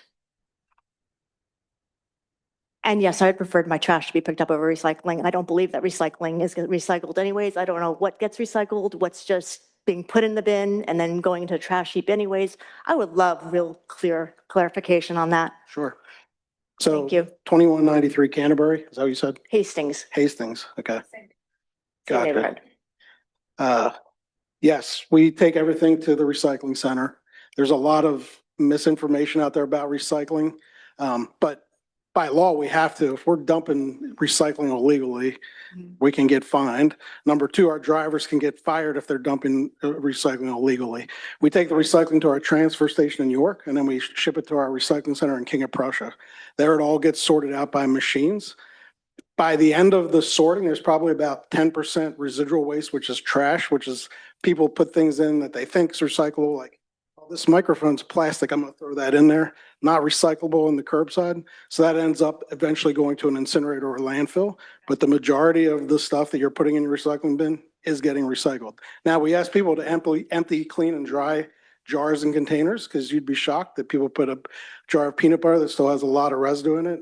The truck compacts it, it gets in the cardboard. Now that cardboard's not something desirable by a cardboard mill. So we try to educate as much as we can, but it's challenging because people just want to recycle as much as possible. And so a lot of stuff gets in that shouldn't be. The number one contaminant at our recycling center in King of Prussia is actually dirty diapers, which is hard to believe, but there's the recycling logo on the boxes of diapers and people think, oh, I can recycle these. And when our general manager told me that, I about fell out of my chair because I was like, how's that even a thought? But it's crazy the things people put in. So some of it does end up in a landfill incinerator, but that's after everything else has been sorted out. I heard it was more like a 50-50, like a lot of stuff that you're told, like green glass. I've been told, yes, you can recycle that. No, you can't recycle that. When recycling started back in Pennsylvania back in 1986 or 88, whenever Act 101 started, if you all remember, we used to have a bin for clear glass, a bin for brown and green. We had a separate bin for paper, but then before my homeowner, it made it really hard for people to recycle. So then we went to a single stream recycling. And so we've invested a lot in recycling centers because we want it to be easier. If you have to put out 4 bins to recycle as opposed to 1, it's less likely. Now, glass is not very desirable at this point. We pay a lot of money to get rid of glass, and oftentimes they're using it for in our roads or at our landfills for grip. Like, we're paying people to take the glass from us from our recycling centers, and the glass breaks in the truck, embeds in the cardboard, and now makes that not desirable. However, in Pennsylvania, We talked about the grant money, Act 101. DEP gives a grant to the municipalities on how many tons they recycle. It's not on what's the quality of your recycling, it's what's the tonnage. So as haulers, we haven't pushed in this state to get rid of glass recycling. But you go in other parts of the country, glass is no longer in the recycling bin. They're trashing that because it really contaminates the value of the recycling. But here we're still doing it because the municipalities depend on that grant money. Thank you. Yep. Can I get some clarification? You said 90% goes to the recycling centers. Does that mean 90% is actually getting recycled, or it's 90% going to No, the center? 100% of what you put in your recycling bin is going to the recycling center. But as we sort it, the first thing that falls out is loose paper, and then it's cardboard, and then magnets pull the steel cans out, and then reverse magnets push the aluminum off, and then blasts of air know that this is a type of plastic that needs to go in this bin, it blows that off. And then when we get to the end, you're left with the trash. And our recycling centers generally run about 10% contamination. It That sounds 10%. pretty good, actually. Yeah. Because Impressive. as a country, we've gotten better at recycling. Like there's been enough education. Kids are learning about it in schools. We tend to try to educate kids because they go home and tell their mom and dad, no, that's wrong. Don't do that. So we have recycling training or education, recyclingsimplified.com is the website we have, and teachers can use as lesson plans. So we're pretty good in this country at recycling, believe it or not. Thank you. Yep. Did I just hear that the cans, the trash is sitting out for a week at Canterbury? Well, because we didn't come on Friday, so it's just sitting Why out. isn't like the residents told, well, take them back in or something? We're not going to come until the following week. So it's like the communication issue that way. I mean, I can see them trying to get back on a route schedule, but of course My- there's a week. It implies if it's a week, there's a weekend that maybe somebody could have worked overtime My or something on a Saturday to get. My trash was not picked up last Tuesday because we were on a 1 week delay where I live as well. And I left it at the end of my driveway because it kind of smelled. I didn't want to pull it back in my garage. But my township isn't going out and putting fine. I don't know if anybody else is, or you're just worried about that, but But the people know, Yeah, they're told it's going to be a 1 week delay, then it's their option whether they want to bring, I guess, the can in. I think you were just more concerned that the township might come out and fine you. And we're telling Chaldean and on all the team here, when we're doing this week delay, they all knew about it. So I highly doubt they're going to send a person out to find people. One more, I think we have. You wish to speak? Yeah. Yes. Oh. Yeah, I want to drag this conversation out as long as I can. Hey, I like talking trash, so go ahead. We're not getting to that point. What did you do Wednesday night? I talked about trash for an hour. To Sharon Howard, 2479 Glen Drive. I am a Friday pickup. My can's still sitting on the curb 2 weeks now. Why don't I bring it in? It's sitting out in the hot weather, out in the hot sun. Now I don't want it in my garage. So I don't want maggots in my garage, don't want the can in my garage. It is a communication issue. I called twice. The first person I spoke to said, I'll send someone out tomorrow. I said, no, it's not me. It's our neighborhood. It's the area, the adjacent neighborhoods. She had no clue. Called back, got a gentleman. It's the 2-call approach, at least. Got a whole different answer. He knew about the route not being covered, and he gave me the appropriate information. The statistics you give with regard to missed pickups, I would question greatly, because now with social media and text messaging and email, I make the call, I text or email my neighbors or post on our Facebook page, hey, I called, we're not getting a pickup. They're going to do a double pickup Friday. Those other people aren't calling. I did the dirty deed for them. They're not going to call. So your statistics aren't going to be right. So I would question any of those. And there's also people who do get missed trash and their cans only half full and they just wheel it back in the garage and never tell us either. And so I've told our drivers that too. I used to manage our division in Lancaster. I ran the operation and I would tell our drivers, don't celebrate too much on these stats because you're still probably missing some people that just never called us. They just wheel it back in, go, oh, well, I'll put it out next week. Cause that's what the majority of people would do. So you're right. Yeah. So my only other comment is I recommend approving the 1-year extension. And taking the time, as much investment as you're doing in other projects like land preservation, invest some of that time and money into coming up with a solution. I know in the last contract that where an RFP only received one response, so we had no choice. So maybe come up with some unique ways of joining with other townships to make it more attractive, get more responses, come up with new ways, maybe again, the different container sizes, whatever it's going to take to get competitive bids. And when you put out that RFP, include a service level agreement. And that's one of the things that I've been recommending to municipalities when they are going out to bid is to put in a low volume cart option. So you have a 35-gallon cart for senior citizens or people who don't generate as much trash. And we've seen some lower prices come in for those. So, you know, Caldene's going to work on some of that stuff. But the other challenge that they face is if you do try to do this quick now, like it's hard to get new trucks. It takes 12 to 18 months for somebody to get a new truck. We have the trucks. Other haulers don't have 6 trucks to tuck into a municipality 5 days a week just sitting on their lot. So like it's a timing thing too. So by extending, it gives you more time to get this written and then you can put the bid out 8 months ahead of the expiration rather than 4 or 6. Last one, hopefully. Greg Haas, 101 Nittany Drive, Mechanicsburg, Pennsylvania. 101 what? Nittany Drive. No, it's not a complaint. I've already dealt with phone calls. CDL drivers, I do have a CDL. I am retired. You can work up to 70 hours. You can drive 11 hours a day, up to 11 hours a day, and you work 70 hours. Your drivers are not continuously working if they're working on electronic log.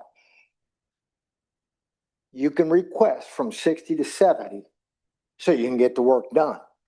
A lot of it, if you're short on drivers, I don't know why you're not splitting routes. Canterbury, whoever lives there, I feel sorry for you, but you could have took your drivers and sent them through there at 3 different pickups because guys will have their 11 hours. What is the average time somebody works for you?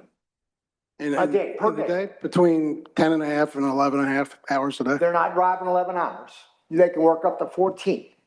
Drive 11, 3 extra. If the guy in the back is throwing trash in, he's not driving. We're using automated trucks. We don't have helpers generally. Okay. Yeah. So I agree. When they stop for break, they log out. Yeah. There's 11 hours of work they can do plus 3 extra hours. So when they go into work and they're doing their pre-trips, they're getting paid, but they're not driving. Mm-hmm. You can be paid and not be driving and still work 14 hours. You cannot drive more than 11. If they break down, use 14 or 16-hour rule. You guys need to do that. Well, the reason we try to keep them to 55 and a half hours is because it's a very safety sensitive job. When you're picking up in the neighborhood between 700 and 800 homes a day, there's a lot of things you're looking out for. Kids running out between cars, pets, how close you are to the mailbox when you're dumping. So your average drivers work what, 10 and a half, 11 hours? Okay, your CDL guys that are on the road, they're working 70. Okay, 14 a day going cross country. Yeah. So it can be done. 2 different things though. I think driving interstate or whatever and making pickups like he just said, looking out for kids, cans, all that. But I appreciate the gentleman's point. So are we ready to decide as a board which type of motion, whether to extend the contract or put out an RFP? Ready to make a motion? I think this feedback has been very, very helpful. And even though we're talking trash for an hour, I think it's been helpful to the board. I think it's been helpful to one another in terms of neighborhoods. But I heard the gentleman, the representative say, if we do go out for an RFP, if we took more time, we might have a tighter RFP. I think we've also heard that there might be some ways to, improve the existing service. So I'm not convinced we'll do better with an RFP. I would kind of lean on extending it a year with legitimate help to try to make the service better and have better communication with the vendor, and then maybe think about an RFP for next year. But that's just my initial thought. Good. Motion to continue with Republic Service to extend service for 1 year with a fee of $107.85 per $107.85 per quarter. So we would extend for just 1 year. Maybe you should quote the full year price is $431.40 a year. Yeah, I'm sorry, yes, for the full year. Okay. At a rate of $431.40 per year for customers. We have a second? Second. All those in favor? Uh, Yep, thank you. And we'll work with you to make sure that we have some understanding then of the different sizes and all of that. Yeah, I think Keldine and the staff can do that. Thank you. I meant Caldine when I said we. Sorry. But thanks to the audience for coming out and taking the time because, you know, trash is important. So next we have to deliberate a public statement on data center proposal in Monroe Township. And we have a draft of a statement that we're going to project on the screen.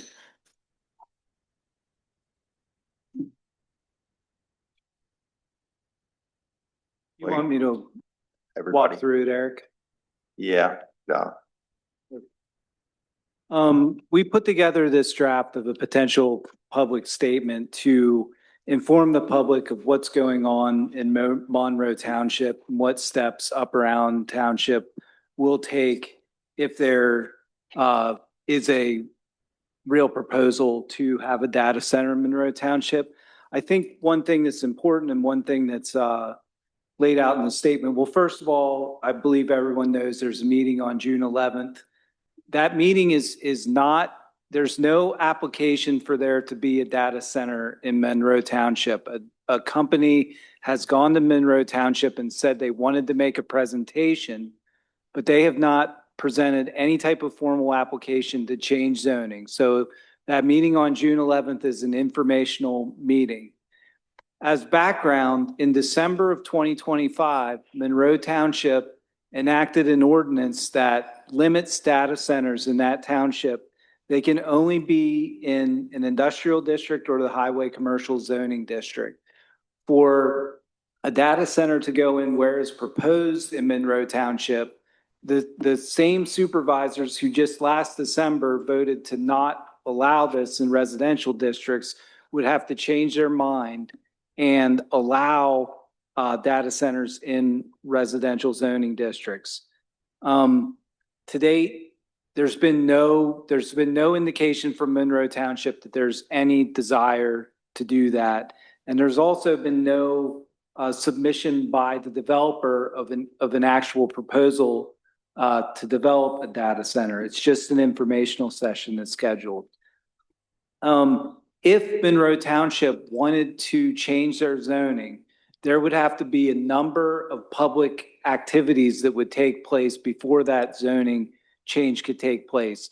It would have to be advertised to the public. There would have to be a public meeting. There would have to be meetings before the county planning commission, before the local planning commission.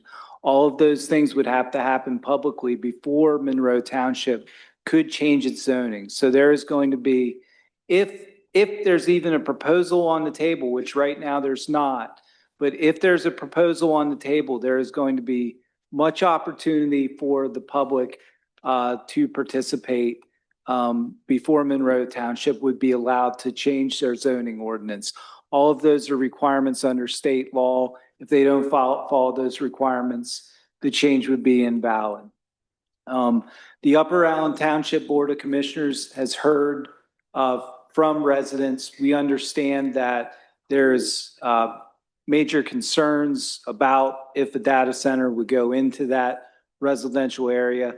The commissioners are aware of that, and the commissioners also have concerns. Now, there's no proposal. So, I mean, right now, concerns are hypothetical because we don't know if a data center goes in. We don't know. It could be 20 buildings. It could be a shed in the middle of the field. We don't know until we know the scope of the actual project. We can't really judge what impact that project is going to have on local resources such as water.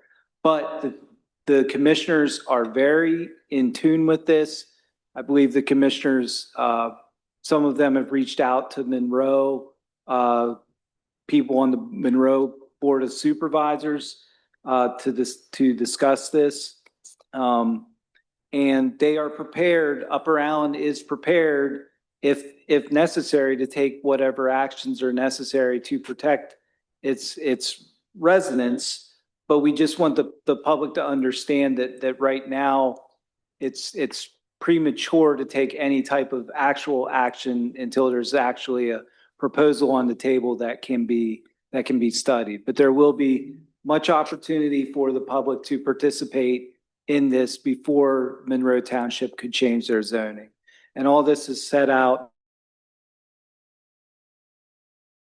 in the statement we intend to, I mean, everyone here can read it, but there's a lot of other people that aren't here that can learn this information from an official source if the board approves this statement tonight. The statement on the screen is actually just the first rough draft. And this evening, the commissioners will discuss it here in the meeting. And we will have final form that we are happy to share and post following the meeting. And I hope we get some public input that could contribute to this. I don't know if we want to start with the board members, what their opinion of it is, or additions, corrections, deletions. But it took a lot of effort to the solicitor and us to draft what you see. I think it's a well-written statement because to me, it's informational. And I think that data centers are an emotional issue, understandably, because they impact residents and quality of life and infrastructure and resources. But as the solicitor mentioned, we really don't know what we're dealing with yet. But this letter is an informational letter to the township residents, I think, that says, yes, this board is aware of the potential of a data center in an adjoining township. We're also aware that it could have negative impacts. We want to be ready to take action on behalf of you when it's appropriate. So this is informational, but it's not yet taking a formal position or telling Monroe how to govern their township. And that's what concerns me, because they're elected to care for their township, but we're elected to help. If there's residual effects to our residents, we should be aware and help represent you in that. So to me, I was hesitant because I thought we were going to send this to the Monroe board and kind of suggest, well, this is what you should do. And they don't know what they're doing. So how can we know what they're doing? So I'm very supportive of this letter on an informational basis. Well, Why are you smiling? No, I think they know what they're doing. I think they're going to try to say very well, but I think they're going to get hold of this document. Mysteriously, but I agree, but they don't have an application yet, so they don't fully know what they're doing. Well, I agree with Commissioner Martin. I think the key phrase he put out there was be ready to take action. We're not taking action now, but we do need to be ready. And part two of this discussion, which we'll get to in a little while, is hiring of a special counsel on land use matters, and that could involve the Monroe Data Center. But subject at hand is the statement. I'm happy. I don't know with it. I don't know what else to say. You're somewhat limited, under different legislation and so forth. And we're trying to be a good neighbor to Monroe and support them and protect our residents to the best that we can. We're definitely aware of it. I think the water issue is one of the key things. I mean, and the discussion tonight isn't totally getting into the pros and cons of data centers. I mean, I think we know they use a lot of electricity, a lot of water. I heard today somebody who attended, and I believe this is the same developer, digging ground now at Middlesex. Same operator, and a resident told me they attended one of those information centers and they have 600 diesel generators on standby that have to be tested once a month. So it is so massive. And I do want to congratulate our residents in the grassroots effort of the No Monroe Data Center Facebook group. I think, Sharon, I'm not clear, do you represent the Ashcombe Farms Homeowners Association? And I know Josh Brown has also posted information about it. I mean, we're certainly well informed as a community, and it's kind of nice to see everybody kind of pulling together with a determined message. So I support a lot of those efforts. So should we take comment on the statement? Sure. Okay. All right. Start with you, Sharon, since I just mentioned you. And people have signed in too, but it doesn't tell me exactly what they want to speak to. So I'll have to probably raise hands. I don't think there were headers at the top. There were on one sheet. It doesn't say why you're, but. Okay. Yeah. Sharon Howard, 2479 Glime Drive. So I don't know whose idea was this, but I commend whoever came up with this idea of forming a statement. I came before you on May 6th, and I want to tell you I walked away from that feeling like nobody here gave a crap. Okay, I don't know your exact words, Commissioner Fairchild, but something along the line of be patient and allow the process to, work its way through. I can't remember your That exact. doesn't sound like me. I'm usually rushing it. Ready to. So I commend Upper Allen for making a statement, and I hope if it comes down to it, we have 23 homes in our development that are right on that border. Their homes would become garbage. Nobody's going to want to live with that out their back door. So I hope if it ever comes down to it, Lord forbid it doesn't, but if it does, I hope Upper Allen and Mr. Solicitor, his words, I hope you all stand behind that and you're willing to fight as hard for the residents of Upper Allen Township as you were for Bishop Bridge. Thank you.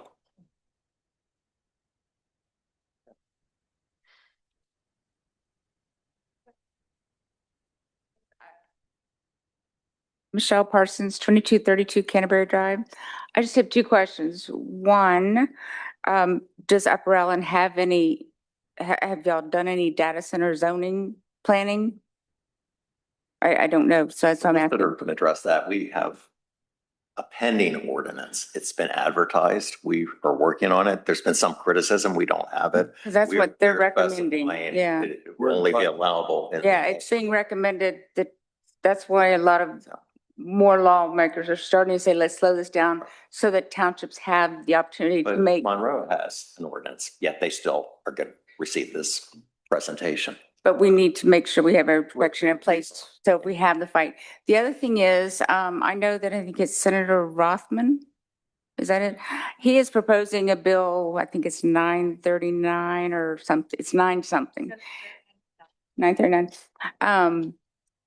That would take all of our power away with the zoning, with the data centers, if it passes. Get over to the state. And we would have no say in our own community. I want to know, what does our township, what can we do to? Senate Bill 939. Thank Thank you. you. And it was introduced by Rothman? Yes. I mean, he's not our senator, but still we. No, but it would affect us because it's a statewide thing. There's probably a national effort to preempt states and the municipalities. Yeah, I just want us to be aware of That's that. definitely in the corner. I think our solicitor wanted to answer you about the status of it. Well, there was a bill that was introduced by Greg Rothman, and the original version of that bill would have very much restricted local municipalities' ability to have their own regulations. But the most recent version of that bill that I saw, all those provisions were deleted. And the latest version of the bill I saw was allowing data centers to have a fast track on state approvals. It didn't deal with local regulation, but we don't know. I mean, it's a draft bill. It could be re-amended. It could be amended back to what was originally proposed, but I just think it's important we are aware so that we're watching out to cover our own backside. yes, we're absolutely monitoring that. And also just, there's other legislation that's being introduced around data centers as well. There's House Bill 1834, as well as Senate Bill. There's no number on this yet. It's just Senator Pennycook, and I believe it might still be in co-sponsorship memo form. But both of those would put the responsibility for the cost of data centers on the data center itself so that the townships wouldn't have the burden of the water and sewer costs. So there are a lot of The things. infrastructure, Yeah. they're saying they want to do this, but nothing, right now it's voluntary. In This- most of the legislation that's going out, it's voluntary if you want to do this, to get special tax breaks. Right. I think this legislation would not be voluntary. And I know the governor has come out in support of it as well. So we're following all of that, and our solicitor has been excellent at kind of monitoring those things. But there's a lot of things happening around data centers right now in Pennsylvania, and it is happening very quickly. Okay. All right, those are my questions. Thank you.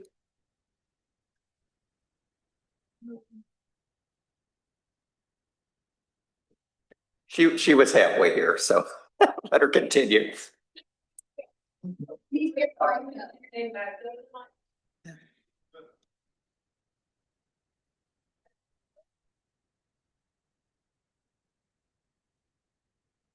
Hi, Mike Ucolino, 2150 Canterbury Drive. I was just wondering. Mike Ucolino, 2150 Canterbury Drive. Yes, it is. I was just wondering if you can explain again what the June 11th meeting was. You said it and I missed it. Yeah, there's a meeting at Monroe Township Board of Supervisors. What happened was, there's two companies that have asked to make a presentation to the Monroe Board of Supervisors regarding a potential data center. The address is West Grantham Road, West Lisburn Road, and Williams Grove Road. They're making a presentation. It's believed that they want the township to change the residential zoning to allow a data center at that location. That's what the presentation, I believe, is about. I mean, we'll have to actually see what's presented at that time, and then we can react to that. Next, or no, there's not a lady walking up in them. Good evening, Tina Prinz, 1526 St. James Circle. Also have been called the Erin Brockovich of Mechanicsburg because I started the No Monroe Data Center website.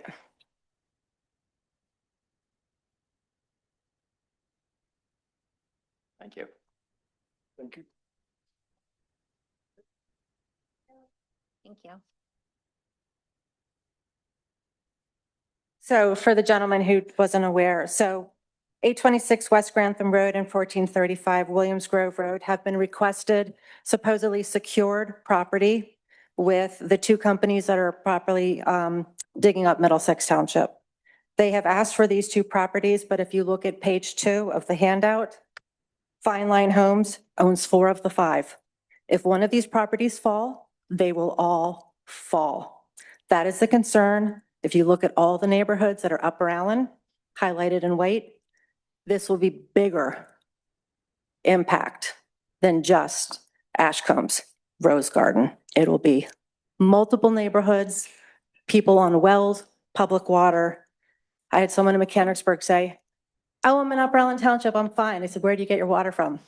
Viola. Where does Viola get their water from? The breaches. It's going to be on the breaches. It's going to change the temperature of the water, it's going to pollute it, or it's going to drain it. And then the last page, I kind of show all the other townships that are impacted. If this gets even on one of the properties, Silver Springs, Hampton, Lower Allen, Lemoyne, Wormleysburg, East Penn, New Cumberland, Fairfair, Shiremanstown, Campbell, Newberry, they all get their water from the yellow breaches. So I appreciate that the township is looking out for us right now, because if they can find a hole, ordinance or not, they will push through. They did it in Middlesex, and these people are dealing with hell every day. And I don't want to see this happening to our township. I'm 4 doors down from Monroe Township. I'd be a half mile away. I'd have to sell my house. I have Lyme disease. I have other health issues. I could not stay in this township that I've lived in for 30 years and that I love. So thank you. Thank you for saying you'll stand up for us. We appreciate that. And if you haven't already, please come June 11th. 6 o'clock, we're holding a rally. 7 o'clock is the township meeting with the presentation. Thank you. If I could ask you a question. Yes. This map on page 2 is very, very helpful. Thank you, because it puts it in context. Yeah. But remind me what you said about, it looks like there's 4 parcels of land. owned There's by- 4 parcels owned by Fine Line Homes. Yes, the But- Tran one is owned by by 2 brothers. Fine Line Homes properly, the property that's next to McCormick Yeah. Crossing, they're supposedly trying to put in 98 homes. They're still going through with the discussions of that. But obviously, if George Palmer, Fine Line Homes, it's also called Meadows of Ashcombe, if he can get the one property full, he'll sell them all. Oh, okay, so you're suggesting that, When people say, why would they build 98 homes and sell the other lot to a data center?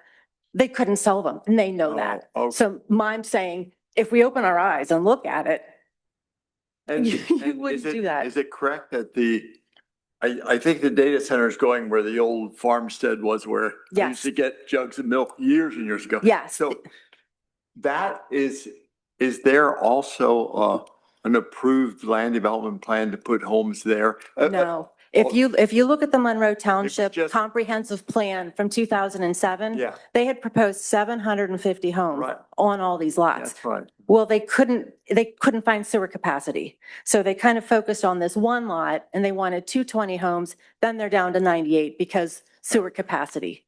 They're working with Dillsburg Area Authority for sewer. So, and that would be on the south side of Grantham Road going That out. would be right behind what was McCormick Crossings, Duffield Crossings. Yeah. Yeah. And that's the lot that's right on the breaches. All the other locations Right. are 900 yards from the breaches, which is too close. Thanks for doing the map. Yeah, sure. This letter, one your they- front page, this is Yes. what was sent to Monroe County. This is the letter that was sent to Monroe Township that they put on their On the website. This precipitated the whole This thing. precipitated the whole thing saying, hey, this could happen. And then when you connect the dots, it's the same 2 companies that are in Middlesex. Okay. Okay. Thank Okay, you. I have a question for the solicitor. okay. There's been a lot of media coverage as well. The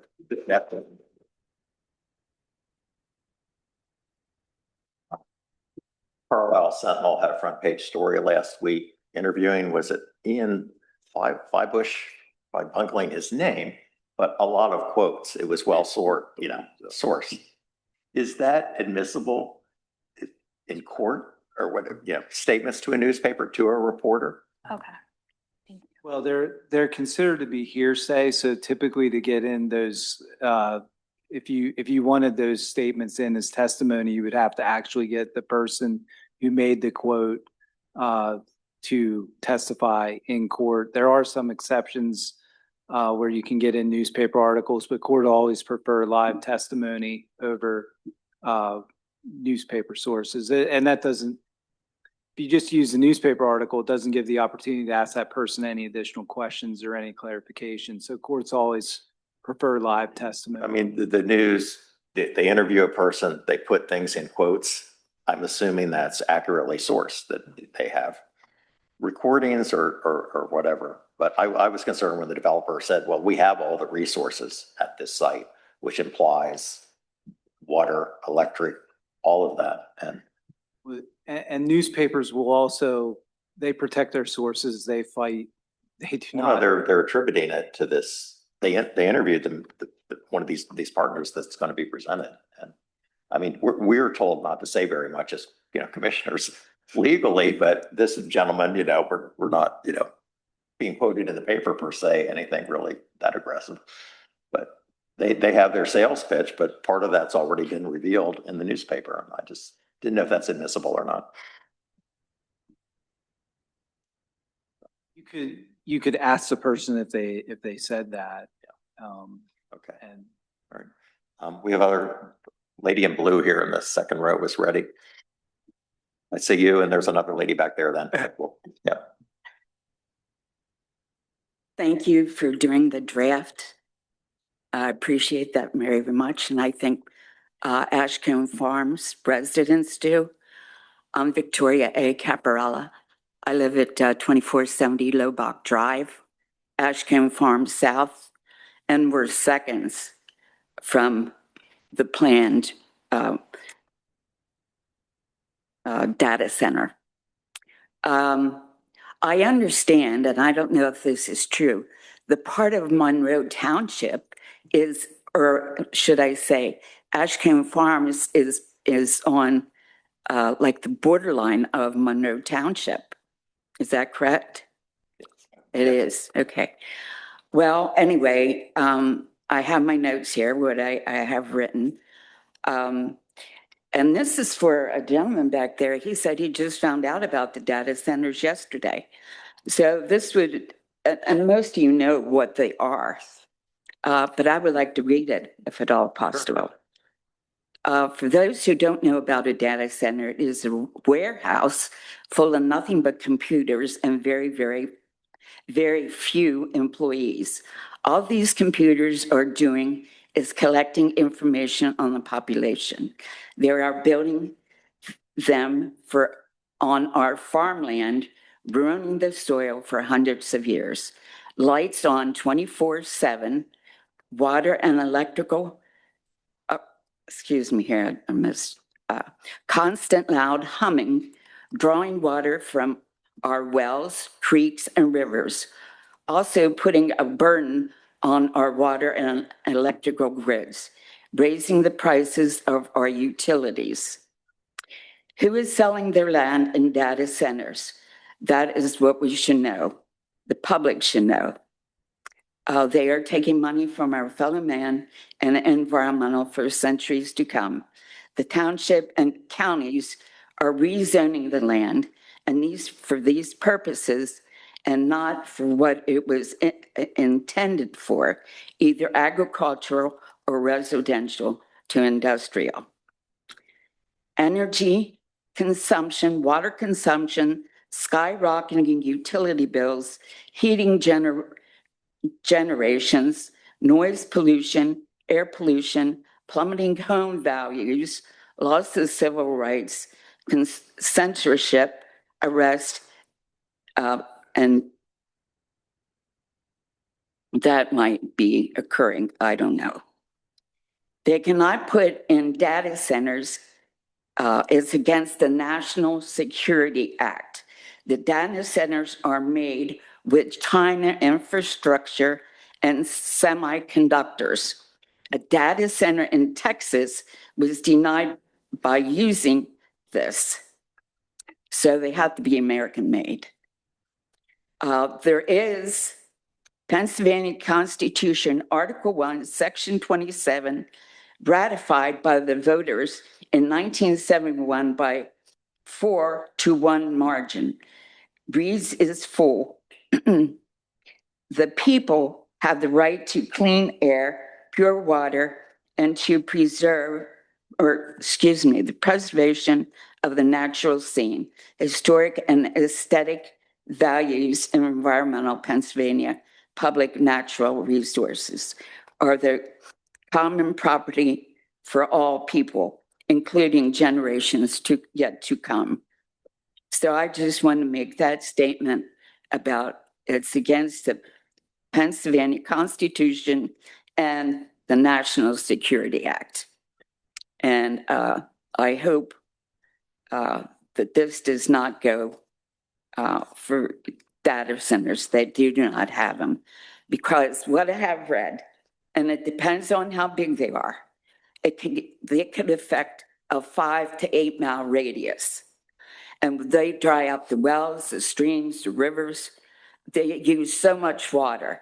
And then not only that, you have 24 hours, 7 days a week of lights. It looks like Alaska. I mean, the lights are on all the time. And so I just, this is stopped and we do not pursue it. Thank you. Here's an interesting point. We had discussed quoting that Article 27, Section 27 of the Pennsylvania Constitution about the right to clean air, water, and so forth. And that apparently is an individual right of the citizens. It's not a right of us as a township. So that's kind of why that's not in there. Maybe the solicitor, I bungled that, but you can explain better why. Well, yes. Can't rely on that. And again, the township wants to do what it can to, whatever the township has legal authority to do, the township intends to pursue but the citizens do have individual rights that the township cannot pursue on behalf of citizens. So if any of you want to raise individual rights, you may want to seek your own legal counsel. I believe there's already a group of people that have retained legal counsel. Maybe you can join with those people. But there are limitations on what the township can assert. The township can't act on behalf of an individual resident or protect an individual resident. The individual resident has to do that on their own. But the township can protect the community resources. In order to yeah. If you're trying to stand up for your right, why would you have to pay somebody in order to stand for that right? Because you're saying to retain legal counsel to keep our rights, but that doesn't make any sense. Well, in order for you to assert your rights, you have to participate in the proceedings, and you could do that without a lawyer. You would have to get party status. You would have to retain your own expert witness. But again, you see how that's really not very American. That's not very fair. That's not free at all. It's not liberty. What I'm trying to explain is the township can't. No. The township can't pay for that. No, I understand that. But on our personal basis then, you're basically saying that we don't have the right, we have to have authority figures in order to tell us that we are allowed to have our own rights. Following the process. But the problem is we have to pay to follow the process, which should just be our God-given right. You can go yourself. But again, I understand the process, but it doesn't make sense and it's not right. It shouldn't be legal at all. But I'm just, Ma'am, anyways. just could we have your name and address? It's Sarah, 545 Herman Avenue, Lemoyne. Okay, thank you. Thank you. We'll go to this gentleman here in the front, and then I saw the lady, third, fourth row back, but yep. Commissioners, Township, fellow residents, my name is Rich Shade, 1170 Fleming Drive. I'm not a data center expert, engineer, real estate, or I'm not an attorney, but I am a concerned citizen. And I'm going to share with you, so I don't know anything about data centers. I'm not an expert, of course, but I was walking the other day and I got approached by a guy and he says, "What do you think about the data center?" I said, "I'm not thinking too much about it." But then he said, "Do you realize how close the proposed data center is?" I said, "No." But he said, "Here, I'll show you." So he pointed on the map. So I go home, talk to my beautiful lady there, and I say, "You know there's a data center proposed up there?" And she said, "No." We saw these things, but we walked up and it's 0.2 miles, okay? So I thought, So started looking at data centers, and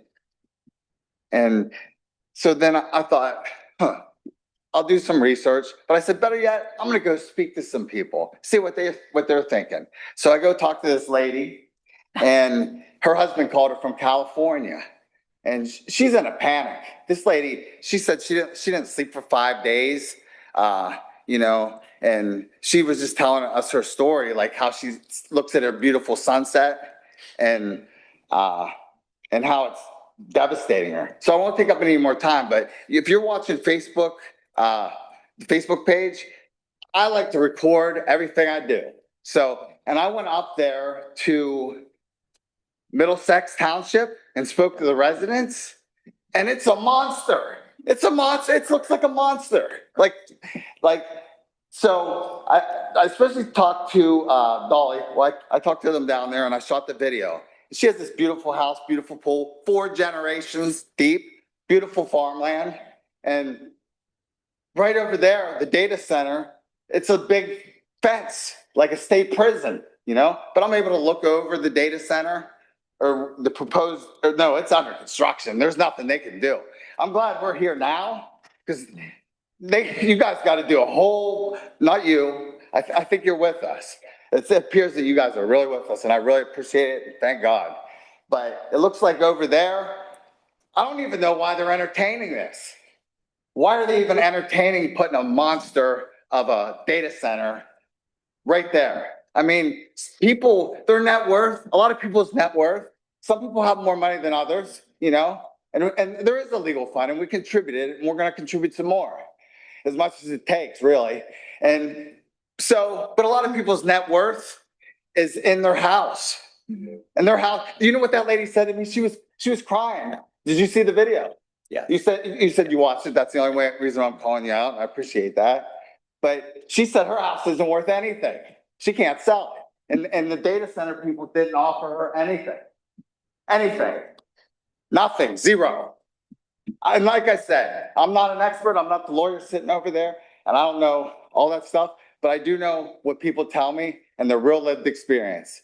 And for me, real lived experience is because liars figure and figures lie. And that's all I got. Okay. Thank you.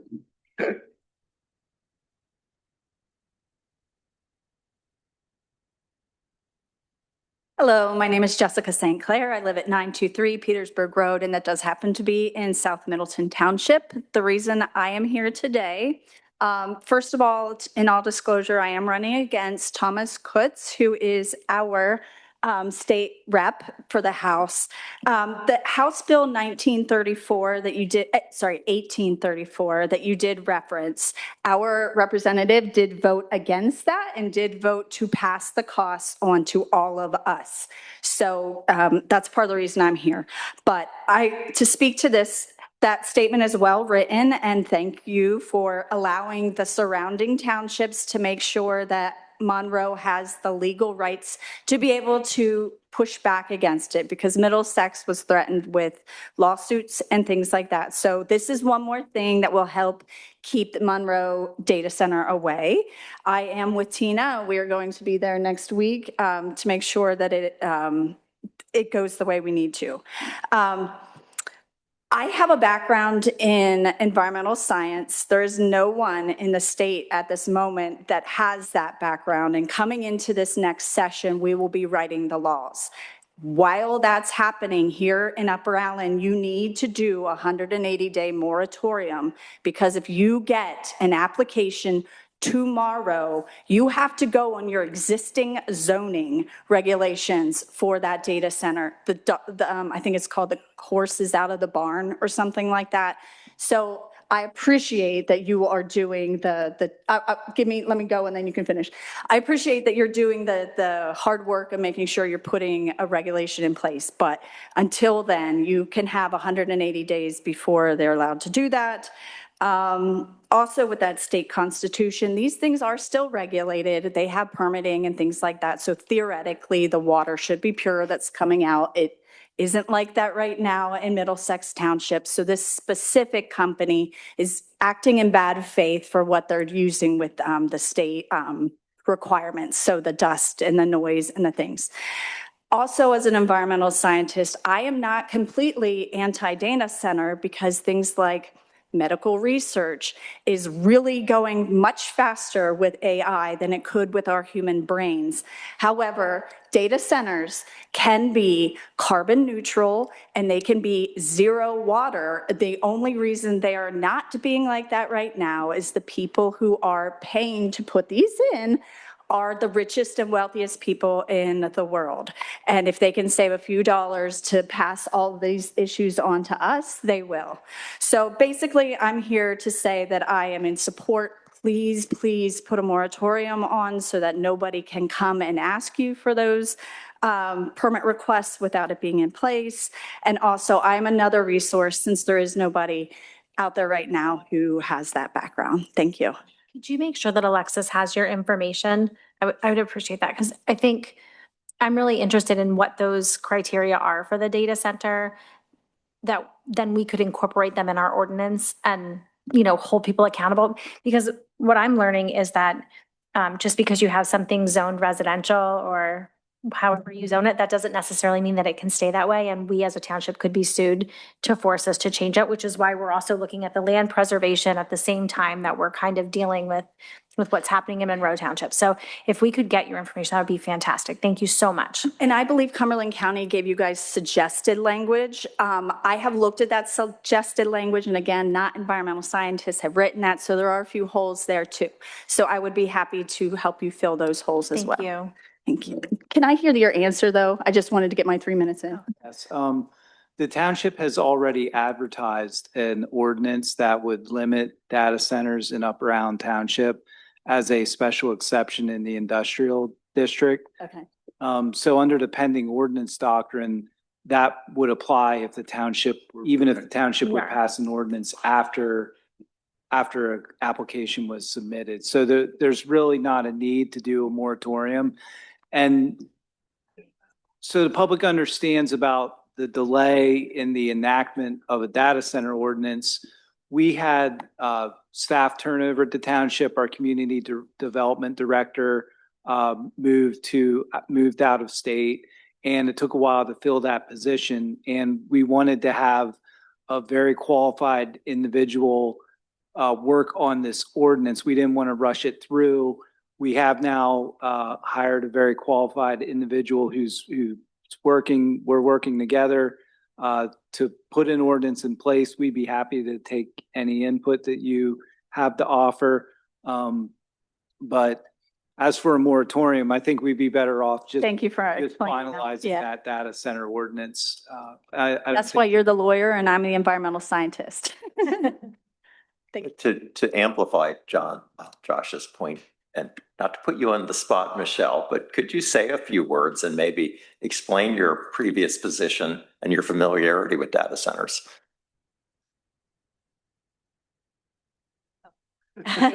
Yes. Yes, thank you. I recently came from Central Virginia, Orange County, Virginia, and we did not have a data center, but they were knocking on our door because we're just south of Northern Virginia. And also recipients of the first 750 kV line. I think I may have mixed up the numbers, but it's one of the largest transmission lines. But we wrote internally with staff, myself and the county attorney, we wrote the data center, it's an overlay district, and then all of the standards associated with regulating and putting safeguards for that county in place. And so we looked at water consumption, and again, each municipality has their own goals and so forth, but in that county, we chose to limit raw water extraction and deep and wells. We were using closed loop system and also effluent or alternative form of cooling. We also spoke with data center, the industry, to understand what their needs were, so we could understand how to position ourselves for that, because we understood that they are coming and we needed to provide for something. So how to best regulate that. And we are in the midst, and Pennsylvania has a wealth, and I will say that I also looked at model ordinances from Pennsylvania when we were putting together our draft. So we do have a lot of resources, and to the point of things are changing rapidly, the technology is very rapid.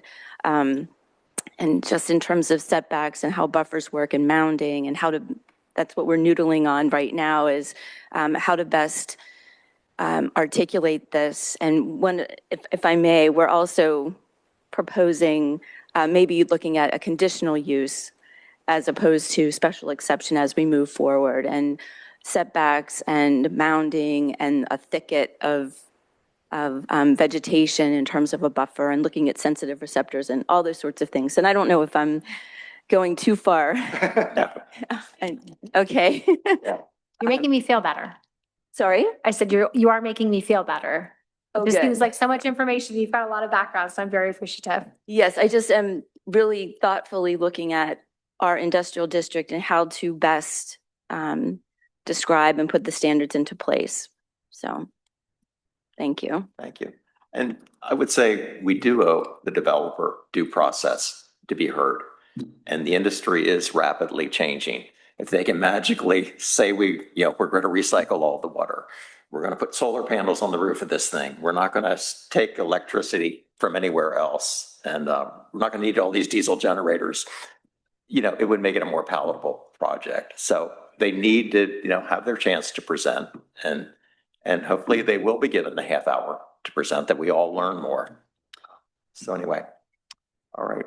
Anybody else from the public? Oh, okay.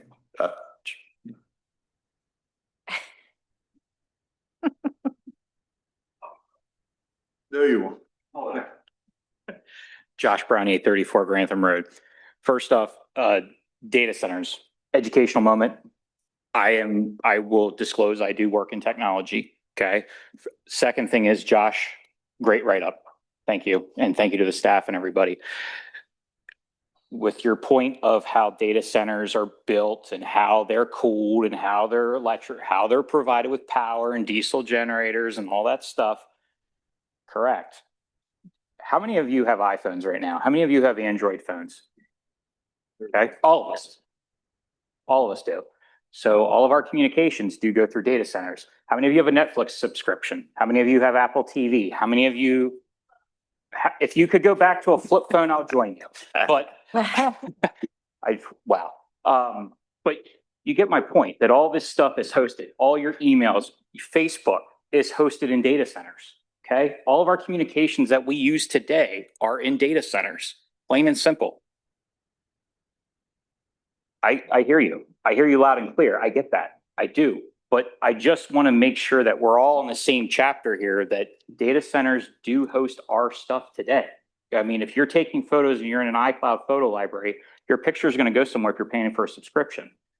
I agree that, putting the data center right in your backyard is not the ideal solution. I get that. I hear you. But I want you to be very clear that the lights aren't on all the time. They're LED and they're inside. There's also there's other stuff too for that. Okay. It depends. It depends. Thank you for listening to me. Appreciate you. Thank you. But it's a fair enough point. I think we're all complicit. Thank you. We use that. And thank you. And Eric, thank you for saying that we need to let them present it in their time. It is a presentation. Yes. Okay. Thank you. Right. I'm done. Appreciate it all. Thank you. Okay. Thank you. Let the lady behind you first, and then we'll finish with you, I think.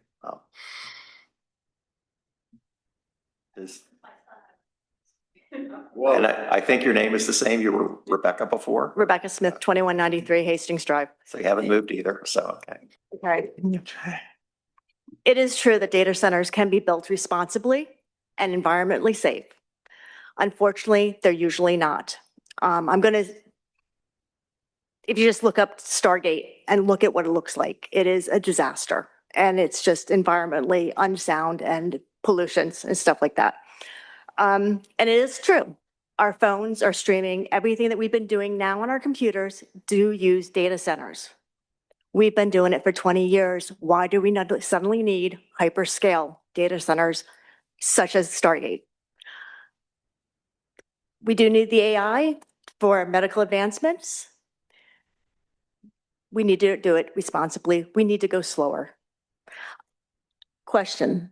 Upper Allen cannot mandate, do anything for what's going on in Monroe. We can encourage, correct?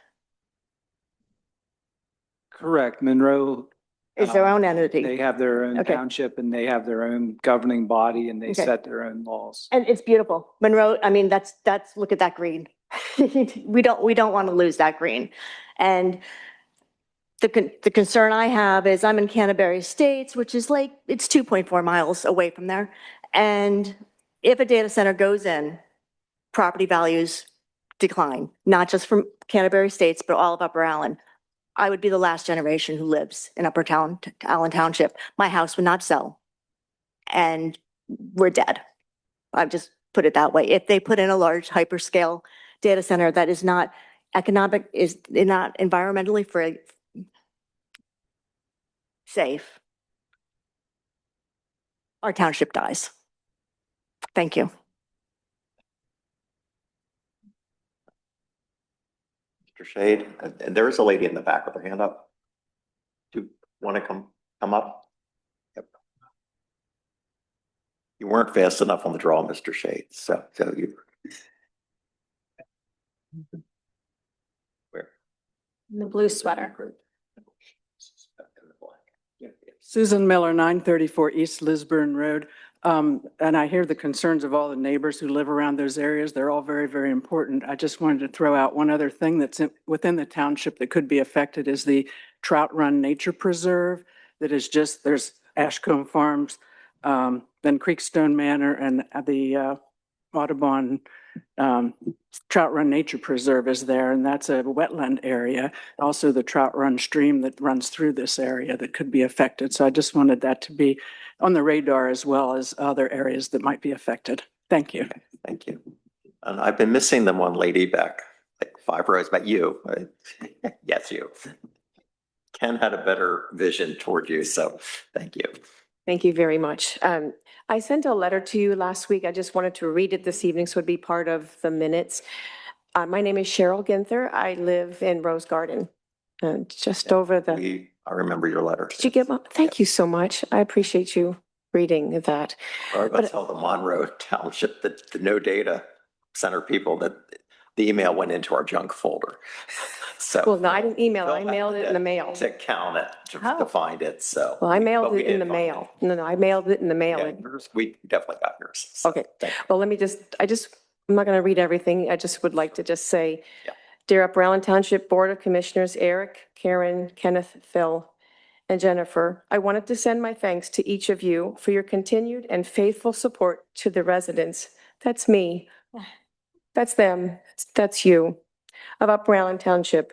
I recently attended an Upper Allen Township Board of Commissioners meeting to listen and to share my concern about what is being, and maybe not necessarily proposed, maybe that's not the right word there, but is being looked at, talked about in Monroe Township, just over the border of Upper Allen Township and within sight of my home.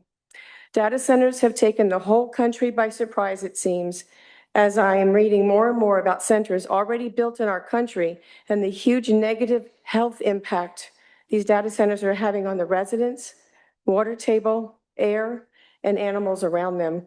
I'll be honest, I'm scared for all of us with this proposal in Monroe Township, and I would ask that no land anywhere in Upper Allen Township ever be considered spot zoned for a data center or anything like that. As you taught me that evening, Upper Allen Township is a township of the first class. In Pennsylvania, a township of the first class is an incorporated municipality that has a population density of at least 300 people per square mile and is voted via referendum to upgrade from second class to first class. They generally act as the urban ring surrounding Pennsylvania's larger cities. We are urban, and there is no place for this industrial monster anywhere near our homes. I was reading about the decibel level of sound that would be generated from a facility like this, and it scares me so much. Okay, I'm almost done. This is our home. We live here. I love Rose Garden. Our neighbors are wonderful, and we look out for one another, as it should be. What will happen to our property values if a data center ever gets pushed through in Monroe Township? Many people will move and leave and suffering possible great financial loss to Upper Allen Township. My hope and prayer is that you found time to read this letter, and thank you very much for reading it. Feel free to contact me, as I'm also writing a thank you note concern letter to Monroe Township, and like others, will be attending the Thursday, June 11th meeting. And as Jennifer placed in her bio on the Upper Allen Township website, these everyday moments remind me why our community deserves thoughtful leadership and long-term stewardship. We are in great need of and thankful for your thoughtful, long-term stewardship of our homes and water table to be kept safe for future generations in Upper Allen Township. Thank you very much. Mr. Shade, I think you get the last word. Yeah. Why I wanted to say something, she said, because we went and visited that data center, she said, Richard, that data center is 13 miles from us. Because all the proposed ones, why do we have to put the data center here? Like, why do we have to do it? And the Mr. AI guy, where you at? Hey, you're so excited about AI. Why don't you go up to Dolly and offer her the amount her property was worth before AI come in? Since you're so excited about it, why don't you get your checkbook out? No, he's giving all a I got. fair count. That's all I got. No, that's on, sir, It was fair. sir. I'm giving a fair thing too. No, that's unfair. He is a resident just like you, and he's not representing a company, so that was a bit unfair, but your point's well taken. Okay. Jim, if you. I said we were done, I guess. We. It's not 9 o'clock yet, right? Oh, I was going for midnight, but no, okay. Much more into the gauntlet. Just a couple comments. I'm encouraged to see so many people turn out tonight. What I find disappointing when I go on Facebook and even when I hear some people speak tonight is they don't speak with knowledge and they speak from fear. I made the motion to put in place a zoning ordinance to prevent data centers from being anywhere in the township except where specified. And so I knew that we had protections. And people were calling me up saying, why didn't you do something? I said, we have, it's in place. Then I had a person call me up, a well-educated person, a person with a PhD, who's a personal friend, that said, why did you allow that substation to come in? Because without that, we wouldn't have the data center. That substation was 6 years ago, 8 years ago.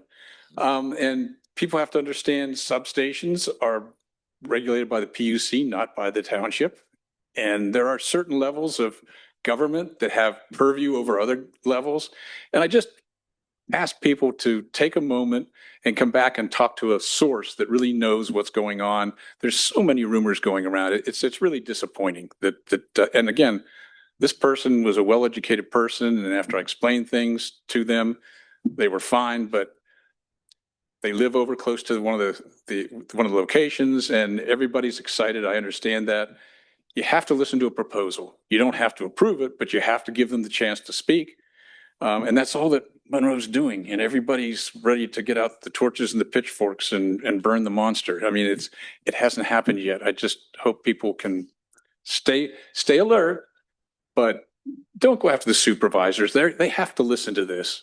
And no one said that they're in favor of it. Just give them the chance to do what they need to do before you go after them. Thank you. Ma'am, you still wish to, one more comment? I sit too long. I get stiff. I just wanted to say I did a lot of research on this. And I did a lot of research on this, and you have to go down the rabbit hole, as they say.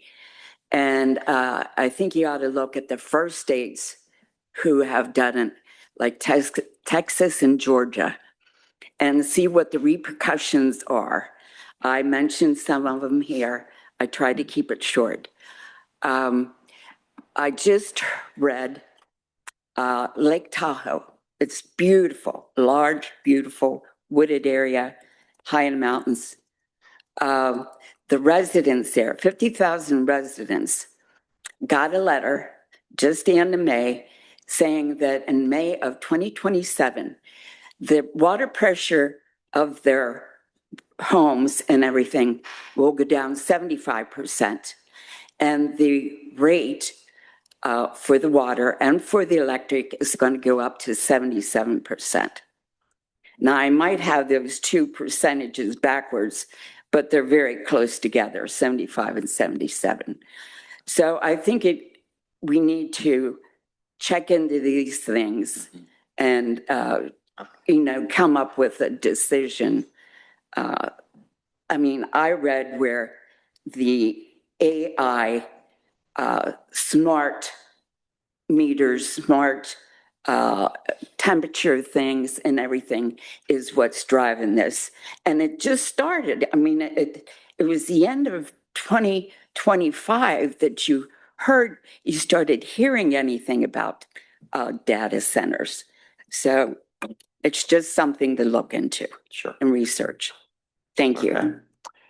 Do we need we've had a deliberation about the statement. We've heard public comment. Do we need a motion to approve it?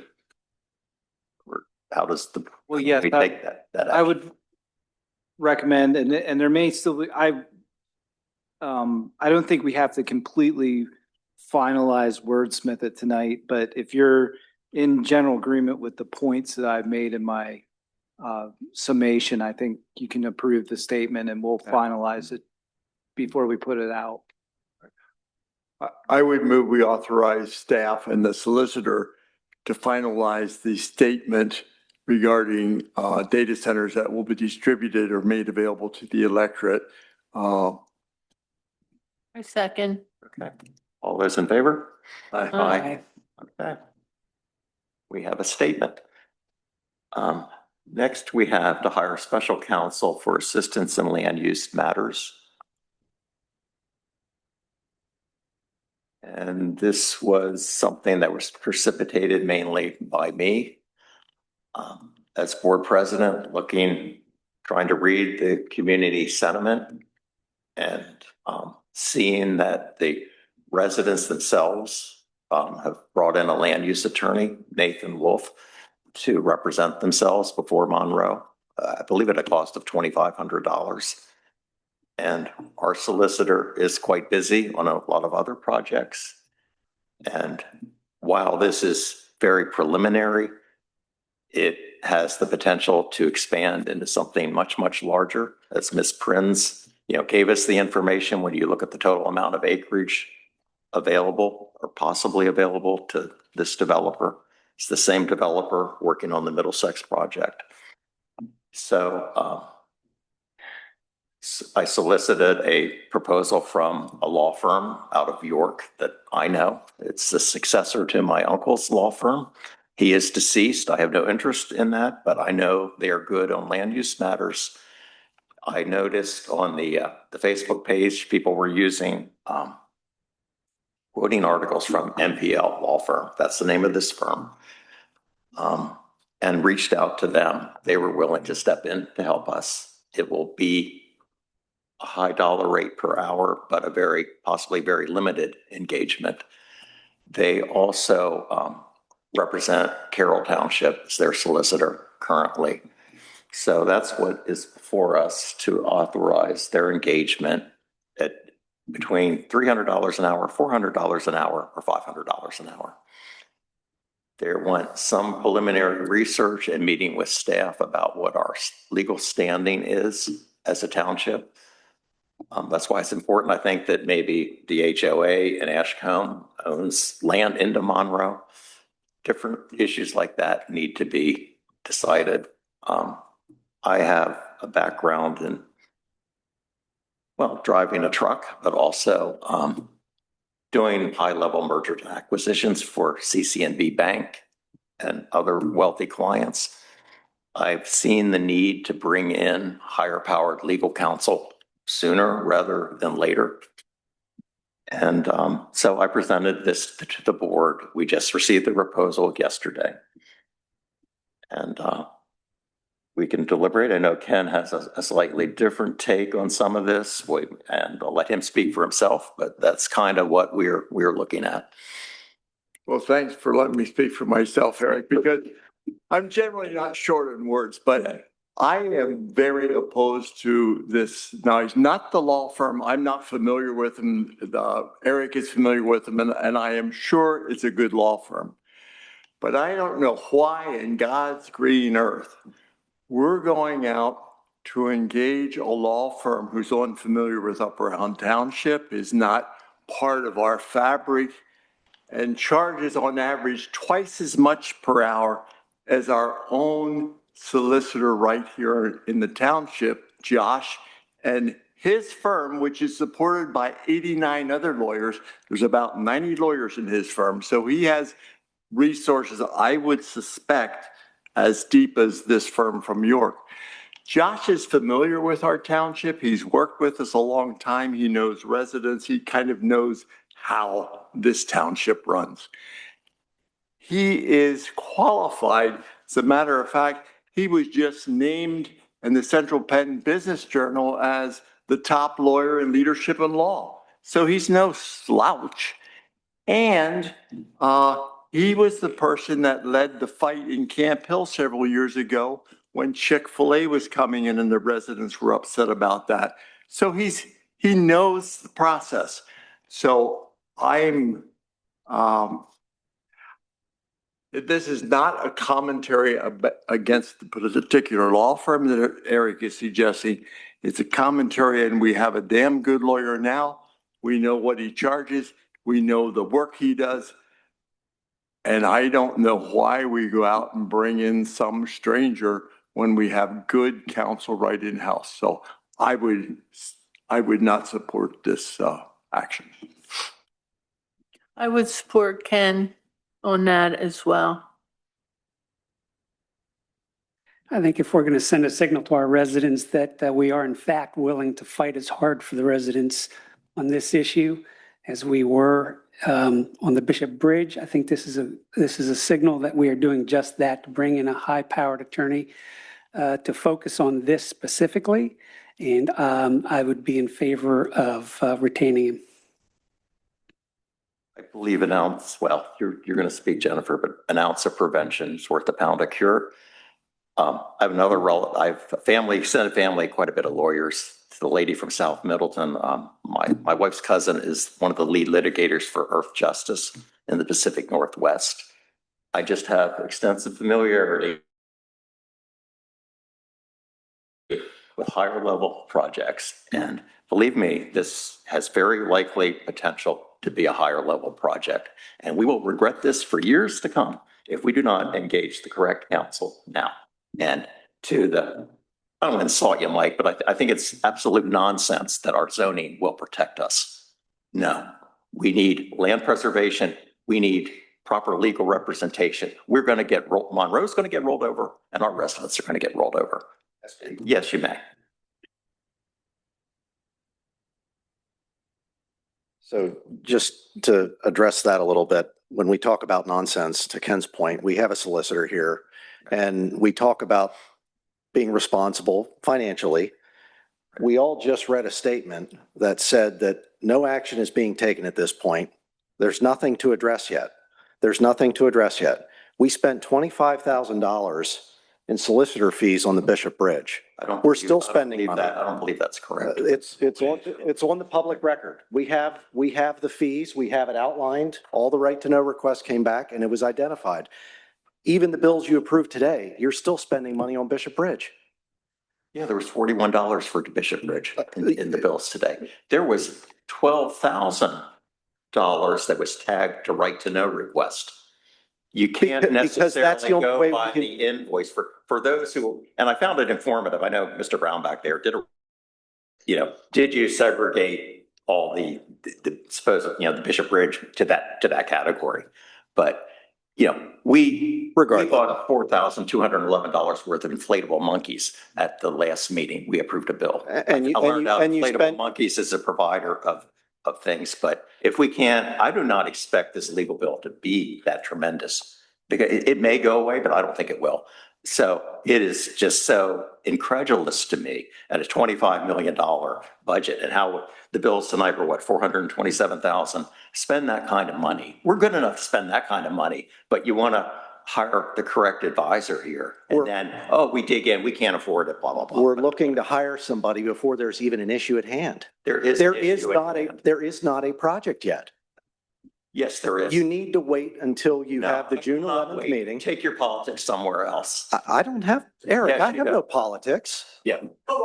Eric, I have no politics. I've come up here just to address the fact that you're attacking me while I'm sitting here. I'm not attacking you. I don't, we heard this. Full attacks, Eric. Yeah, no. Stop it. Yes, that gentleman over there. That's enough. Thank you. And we'll take the comments about hiring the lawyer. We should do that too. But Jennifer was going to speak, I think, too, but. I'll let this gentleman. I'm sorry, I'm emotional. That lady, these people that spoke had emotion, and people that, you think zoning is going to save you. I'm sorry, that's BS. Yes, sir. Can I speak? Okay, yeah. First off, thanks a lot for doing what you're doing with the letter, whatever you want to call it. That's wonderful. It's terrific. My name is Jim Benson. I live at 2471 Cope Drive over in Ashcombe. And my gut feeling is I don't want to say it's a done deal that that data center is coming, but they would not be going to Monroe Township with a proposal unless they already knew that they had a pretty good chance of getting it by hook or by crook.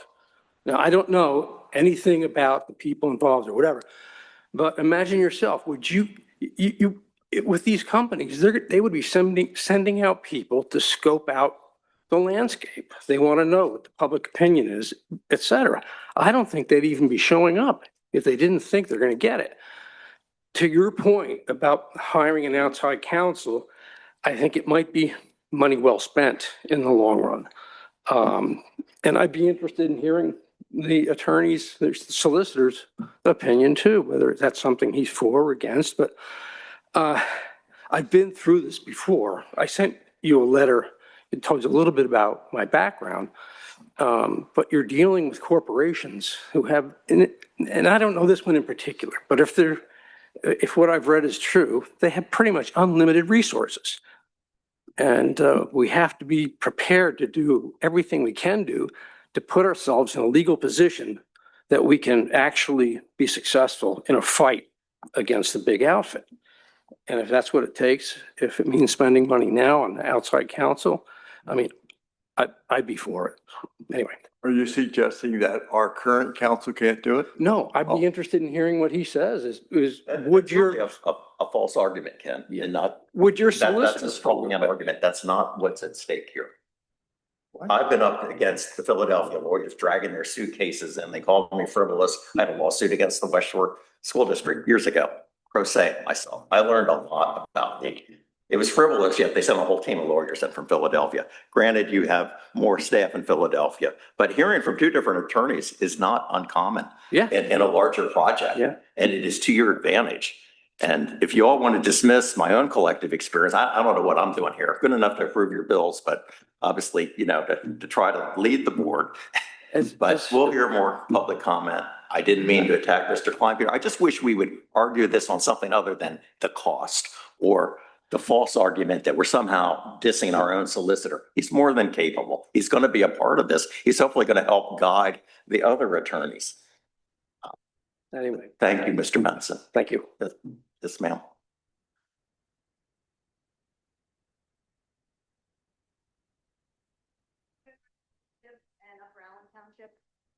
Matt, Well, we're talking about hiring an attorney, but I know.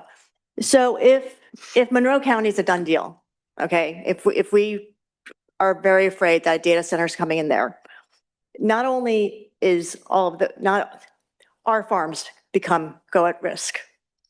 Okay, so we are dealing not with just Monroe County's farms, but we're dealing with our farms. So I agree. We need to bring in high powers to help our solicitor, not to rule him out, but we need to do everything we can to protect Upper Allen Township. what else? We have ladies standing up.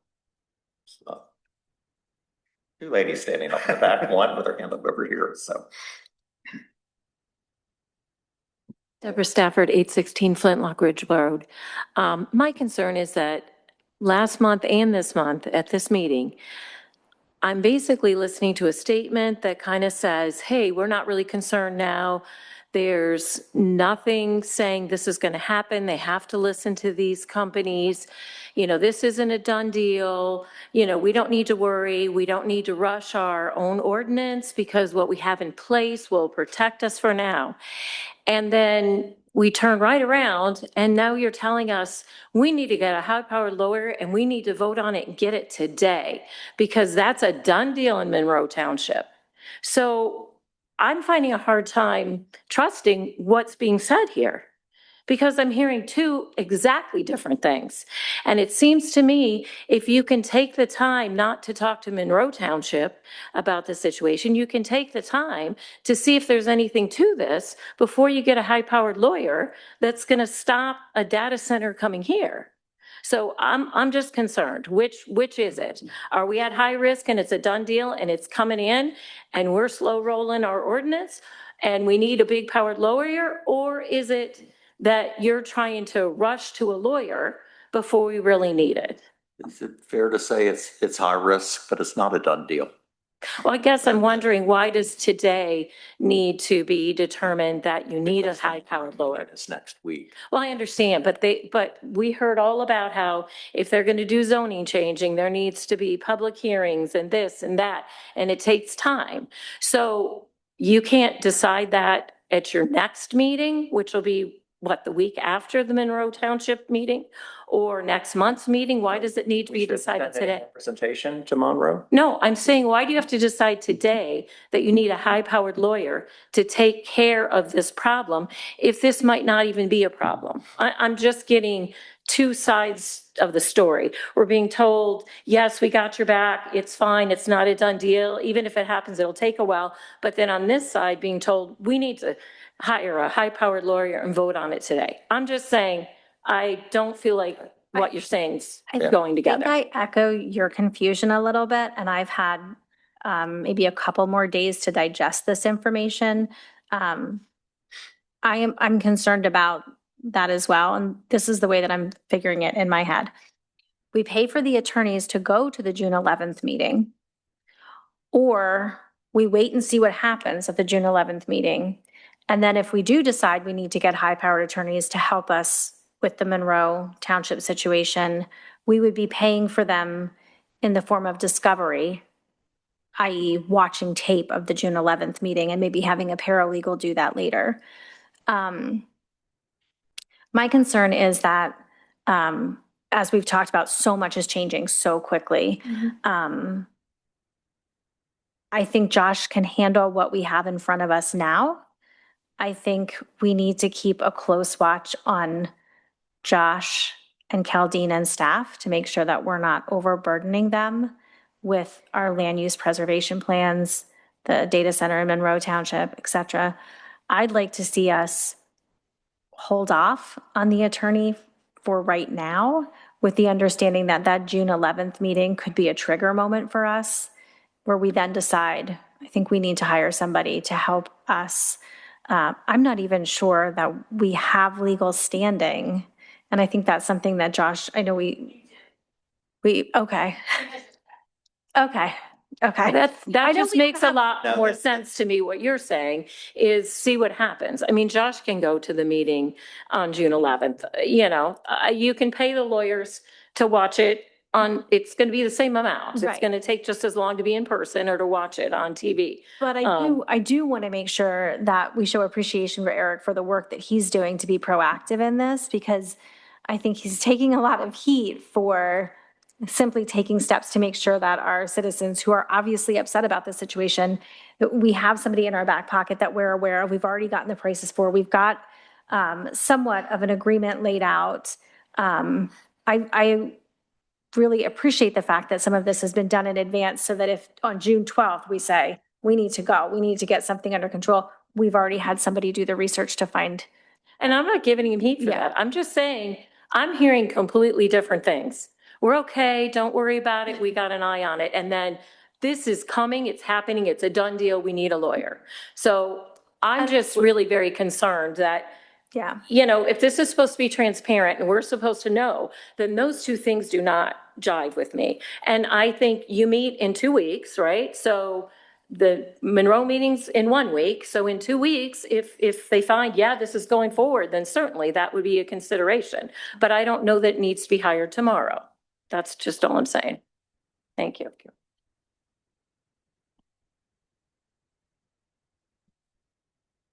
All right, I'm not going to tell you who I am again if you don't remember. Anyway, first of all, I had a question for you, our lawyer. You said there are 80, 90 people in his law firm. Is there somebody who covers these kind of issues in your law firm? I'm concerned about answering questions or commenting on this since it affects my role. Well, I mean, we're saying he's busy, but we want to hire someone else. We put no limits on that, but. He did not say he's busy, and he did not So I say. thought I heard y'all say he was. I think I said he's busy. I think he's busy. If he's not busy, maybe we should know about that. And look at his bill more carefully. Okay, so what are you, what I heard you say is there were like 80 or 90 lawyers in his That's right. He firm. comes from a law firm that has multiple offices and is a large law firm. So And that's what I'm Eight asking, or is nine in there your somebody in that No. law firm who could handle this issue? of course there is. All right, so we've already got an established relationship with this law firm. Would this keep us also from having to pay for a retainer, since we already have a retainer with them as a township? And secondly, if we go with the high-priced lawyer, do we have any top level that, at what point are we willing to stop paying? Because we're taxpayers paying this bill. And we've got a lot of other issues in this township that need our money to pay for. So I want to know that we're only willing to spend a maximum if we don't go with him. But I want y'all to explore why we're not using his law firm if there are specialized lawyers within that law firm who could handle this issue. I mean, I think that's certainly a possibility and that is on the table. And my assumption was we would continue that. Mr. Fairchild is familiar with this firm in York and they've done work in land preservation, as I understand from him. And so I think he thought that's another option, or maybe they're well-known or more noted for it. So we really have two options, but I think you're asking. personally, he's worked for us. He's here working for us. So I trust him. I'm not going to trust some outsider who doesn't know us. So if he can work with someone in his law firm to represent us, that's my opinion. Tina's had. Yeah, I know. That's fine, I needed to stretch. Tina Prinz, 1526 St. James Circle. I would recommend, even if it's not this attorney, that land use is seriously looked at. I've been looking at ordinances for data centers for days. Let me tell you, there are some counties that are 30, 40 pages deep. Monroe's about 8. I don't feel safe, which is why the township, or why our No Monroe group did hire Nathan. We just got the money today from a lot of donors. He will be retained. We are hoping, and I want to clarify, we are not attacking the supervisors. We are supporting the Monroe supervisors. They need our support. Tim Thompson was quoted in the paper as saying, I want to hear from residents. We're coming. We're backing them. We're saying we're here. We have your back. You have the ordinance. You keep saying you've got the ordinance. We believe you. But I think the township, Upper Ellen, needs to look at what you have in place. If it's not sufficient, if it's not decommissioning bond, thermal, better setbacks, better looking at the decibels, the infrasound, the things that could really impact residents within a 5-10 mile radius, you got to have it. No regrets. And that's what we're doing. No regrets. We are all in. We are supporting them. And I think it's wise, again, regardless of who the attorney is, someone who specializes in it, because their attorneys have attorneys. The guy who wrote that letter, Andrew G.R., I can't even pronounce it. I've looked at it. It's got lots of I's and O's and G's. He was the architect of the Harrisburg incinerator project that bankrupt Harrisburg. He had to testify before the grand jury. You think their attorneys are going to play fair? They're not. Their other attorney has been speaking before Middlesex Township saying, our in-house guy did the environmental study. There's no conflict of interest. You can't say that 15 times and it comes true. These attorneys are slick. They've got billions behind them. They're going to make 45 billion, I don't know, whatever, off of Middlesex. They have other projects. Believe me, if they come and they find a crack, we're in trouble. So again, regardless of what attorney or how much it costs, no regrets, because our township is worth it. Thank you. Thank you. I really see this. Oh, sorry. Mike, go ahead. We have another one, but please. I really see this as like 3 buckets because it is a lot to understand. The first I see as the Monroe Township issue. And I don't know that we know yet what to do next because we don't know what the issue is until after June 11th. The second bucket is our own Upper Allen ordinance, which now that we're staffed with an expert, I feel we're making the right steps to make our ordinance the 80 pages or whatever it needs to be to cover everything that it needs to cover. And thank you for folks who stepped up as experts that can help us with that. And then the third and final is, I agree with Eric, it does not seem to me like our zoning is going to protect us in Upper Allen Township.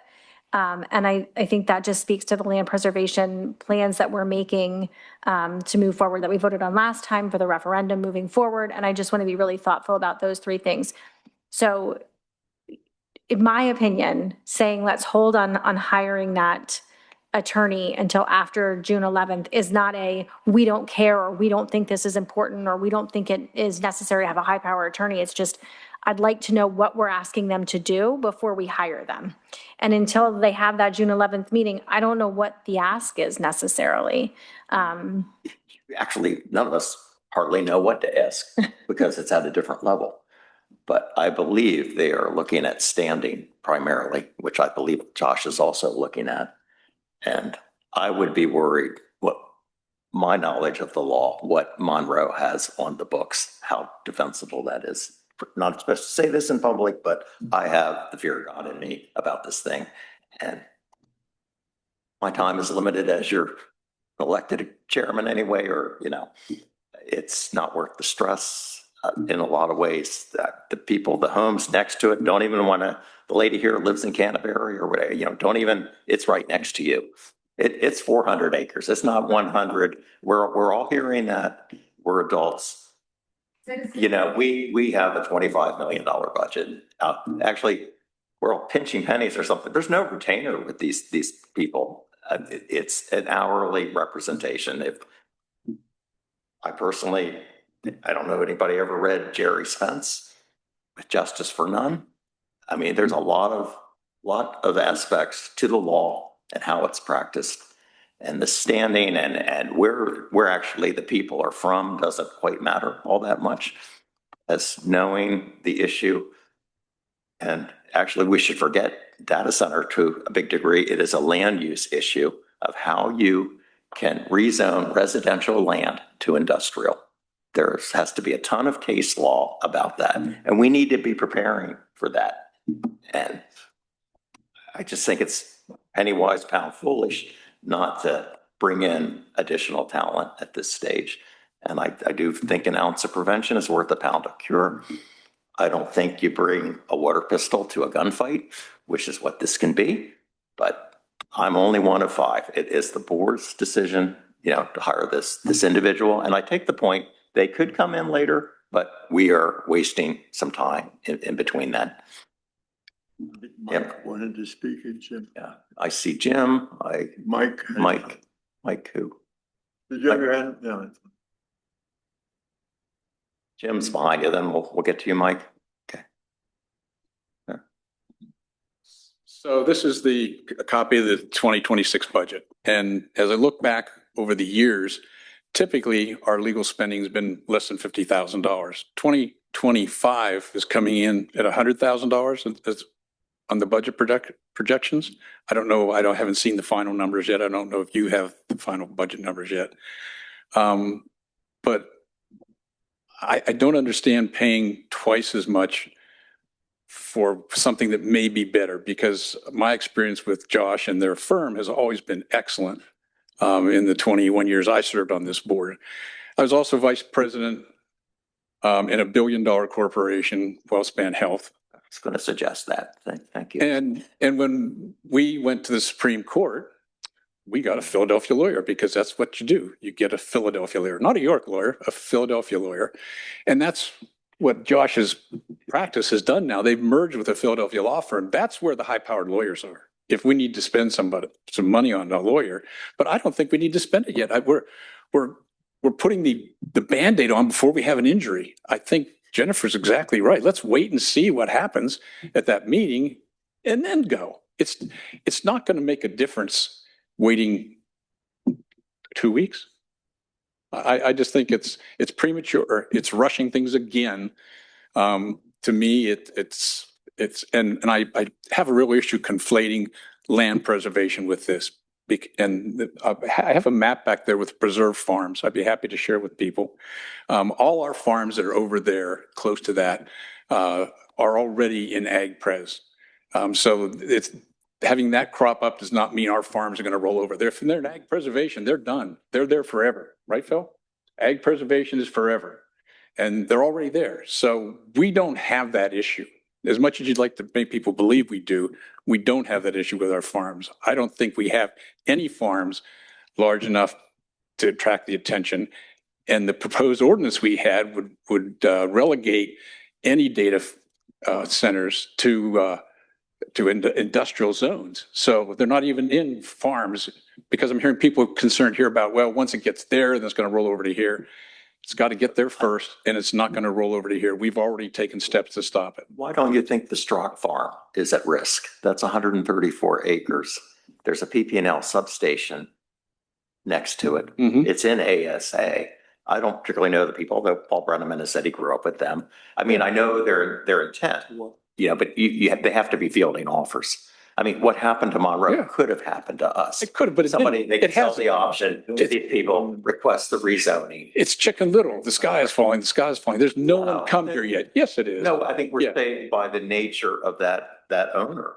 Just like the one Silver Spring farmer didn't want the money. Not everybody's greedy or wants that as their purpose. He wanted to preserve the farm. Well, I agree with Jennifer 100%. I think that you're being premature. Let's wait and see what happens, then come back. I'm disappointed that Josh can't say something, because I can't believe his firm doesn't have the capacity to handle this well, and handle it with a Philadelphia lawyer if we need to be, which is where. So Wellspan never used two different law firms at once? Oh, we did. Yeah, we would use our local counsel, and when it got to the Supreme Court, which we went to, we used a Philadelphia lawyer.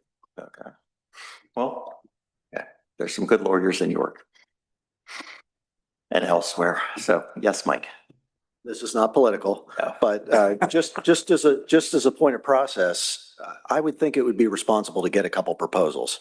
I don't feel it's right that you as an individual are reaching out to a law firm outside of the rest of this board and outside of the staff, soliciting proposals and not reaching out to anybody else that is qualified and certainly could do that job to see. As a point of comparison, we do it with everything else.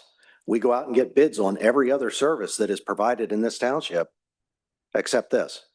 That's a recipe for, the professional services, you pick the person. I know you're in the construction industry. I'm take the low bid, right? No, I get hired as a professional service all the time, but it's in competition. Nobody just goes out and handpicks one architect or one contractor. Typically, it's in competition. That would be my only suggestion, is that when I talk about being financially responsible, that's something that should be a common practice, that any service that is provided should be bid to some level of. All right, thank you. We ready to make a motion, vote on hiring special counsel? The board. So moved. I second. All those in favor of hiring special counsel? Aye. Aye. All those opposed? No. No. So the noes have it. No hiring of a special counsel at this point. Next, we have Grantham Park Phase 2 on award of bids. We held a bid opening on May 5th for the Grantham Park Trail Improvement Project. It's the Phase 2 of improvements that are proposed at this particular park, which consists of walking trails, parking lot improvements, along with stormwater management facilities. Mainstream Services LLC submitted a low bid in the amount of $320,455. The second highest bidder was Rogel Incorporated in the amount of $349,977. This was on the last meeting's agenda. At that time, we were not familiar with Mainstream Services. We took the effort to look into our request qualifications. And what we found is that the company is largely a landscape and property maintenance company. with relatively few staff members. I think we found 2 full-time staff members with 2 part-time employees as well. They did provide 3 references. I contacted each of the references. In good word, they came back great. The references all spoke highly of the contractor, all indicated that they would hire them again for their particular projects. Unfortunately, they were relatively small projects. Again, minor paving work at like a trailer park, some site grading, some stormwater pipe installation, et cetera. This particular company does not have any past municipal experience working on projects of this nature or for local government. And from what I could gather, this would be one of the largest projects that they've bid on or took on as a company. So I don't have great comfort in making a recommendation for the low bid in this case, simply because they were unable to provide a history of qualifications that match the project that we have at hand. I'll offer that information for the board's consideration in evaluating the bid proposals. Where is Mainstream located, Jason? I forgot. Duncannon. Right, so it is relevant. Well, the second lowest bidder was Rigel, who we've used extensively for emergency purposes as well as bid projects in the township. And we know that they have the capacity and I think could meet the timeline. So just to introduce discussion, I would move, Mr. Chairman, to authorize for the appropriate Upper Island Township officials to award the bid to Rigel Incorporated for $349,977 for the Grantham Bun Park Improvement Project. Second. Discussion. What's that? Is there further Yes, yes, please. No, I'm asking you if that's, if you're going to ask for it. Yes. So, go ahead. Please start or I have a lot of reservations about this project myself, though it sounds like maybe I'll be outvoted. Or it's high. Usually the engineer estimates the cost and it comes in under his cost. In this case, I believe you estimated 280,000. No, roughly 286,000. Yeah. So 80,000 more. Apparently no problem for some individuals, yet we argue about some other things. Well, I'm not clear if we know we have until we're in like this high cost of oil market right now. I don't particularly think this project is suited for the summer. I think you'd probably get a better bid in the fall or early next year. We have until next year to use the grant money. So I believe we should table this for now and plan to rebid later. Did you tell us, Jason, at a previous meeting that the differential between your initial bid and the bids we received were primarily due to petroleum costs? Is that what the petroleum, the asphalt costs?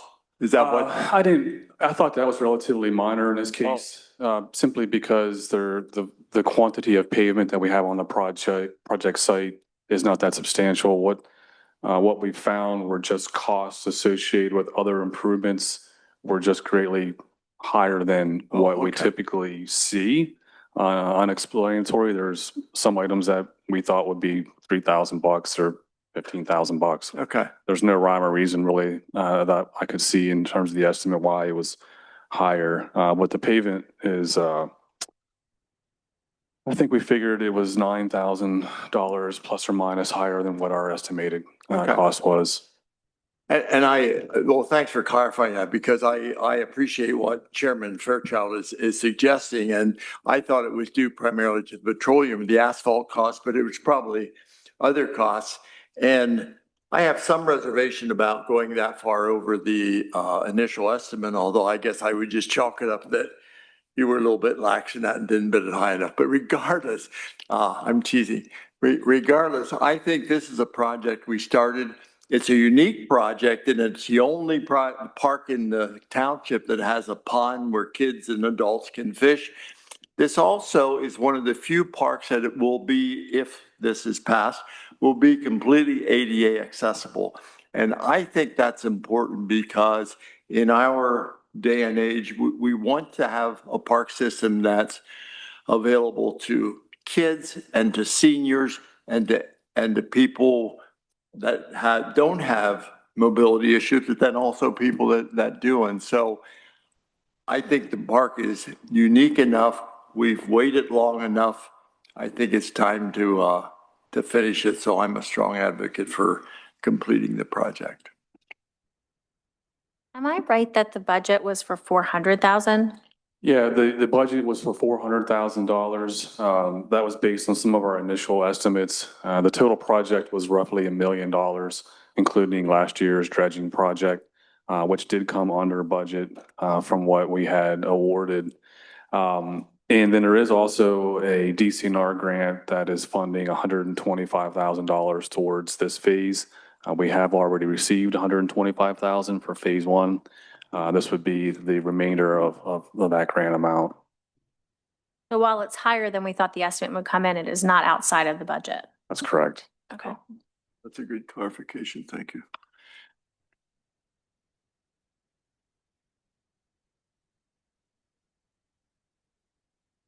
I will say another objection I have to this project is that it involves an 8-foot wide paved trail around the pond. Phil and I campaigned on save it before they pave it. To save it is saving farms and land and historic properties. To pave it is what we're seeing every day with the development. It is a very poor aesthetic to put that much pavement around a relatively small pond. And whether you believe in climate change or not, it's just, to me, an absurd amount of asphalt to be spread around a small property. And there was some confusion throughout the bid process. We originally talked about a stone trail and things like that, and that didn't happen. And I'm all for ADA compliance. We saved the pond, we dredged it, we built a nice pier. There should be ADA access from the parking lot to the pier. But having an asphalt trail around the pond and then through the rest of this property is, to me, kind of overkill and doesn't meet the objective of also, it had been mentioned, in a number of meetings about trying to connect the Grantham Pond to, Sand Dollar Road, the HO, these other things. And United Water owns a 17-acre parcel to the north of this pond, and we never quite completed the discussions to them about a trail going that way. Could also be a trail going down toward Mill Road. So I think there's some design defects in this, and we talk about caution or rushing too fast. This has been on a slower timeline, but I think the scope of work and what we're trying to accomplish is a bit, out of sync with just, restoring the pond and having an adequate trail around it. It morphed into something bigger. And I like your idea of connectivity, and I think that's something that can be added later, or we can look to that as we continue to expand other areas. In terms of the 8-foot, maybe that's why, but my wife and I, when we walk, we like to walk side by side. And, or if a mother has a toddler and pushing a baby stroller, it still allows people to pass the other side. So pragmatically, I think it's okay. I'm not saying it's ideal, but I'm not bothered as much by an 8-foot trail around the pond and in that area. So it's a relatively new standard. Jennifer, I give you credit. You said you measured trails at Winding Hill Park. I couldn't believe that it was 8 feet. They're 8 foot. Took a tape measure out. Winding Hills 2 weeks ago. And you didn't think it was 8 foot? I didn't think it was 8 foot. Well, you got to get you a new tape. I pulled in there, got out my tape measure. The original trails along Winding Hill Road are 6 feet. Yes. So it's a mix between what was the old standard and the new standard. You're right. I definitely think the 8-foot wide works at like Generations Park as a perimeter trail. I am sincerely questioning making it that wide around the pond, but. And I think also But earlier, anyway, if I may, yep. sure. You can Yeah, wait come on, Josh. and waiting, Josh, if you wish. Josh Brownie, 34 Grantham Road. All of you were at the meeting or BOC meeting several weeks ago where individuals got up and talked about how the grant process works and how everything is, reputation, et cetera. And we had some very knowledgeable people here that were discussing that. Just know that if you delay a vote, you're not only being recorded on video of that delay, but you're also setting a reputation for the township and for further grant opportunities. So I hear what you're saying. I hear, delay, I hear now, but I just want to be very clear, being a resident in Grantham, which part of my backyard is actually in that map there. And I walk down to the pond with my dog. And I will tell you that there's a lot of kids down there now and parents today that I've lived here for 35 years. This is the most I've seen this pond in action since I was a kid fishing with my grandfather. And I believe, if I'm not mistaken, one of your proposals from your consultant, I believe, if I remember, didn't he have an injury and he was in a wheelchair and he advocated for ADA compliance? Wasn't it in one of the proposals that we just did for the five or the hold my, maybe I misread?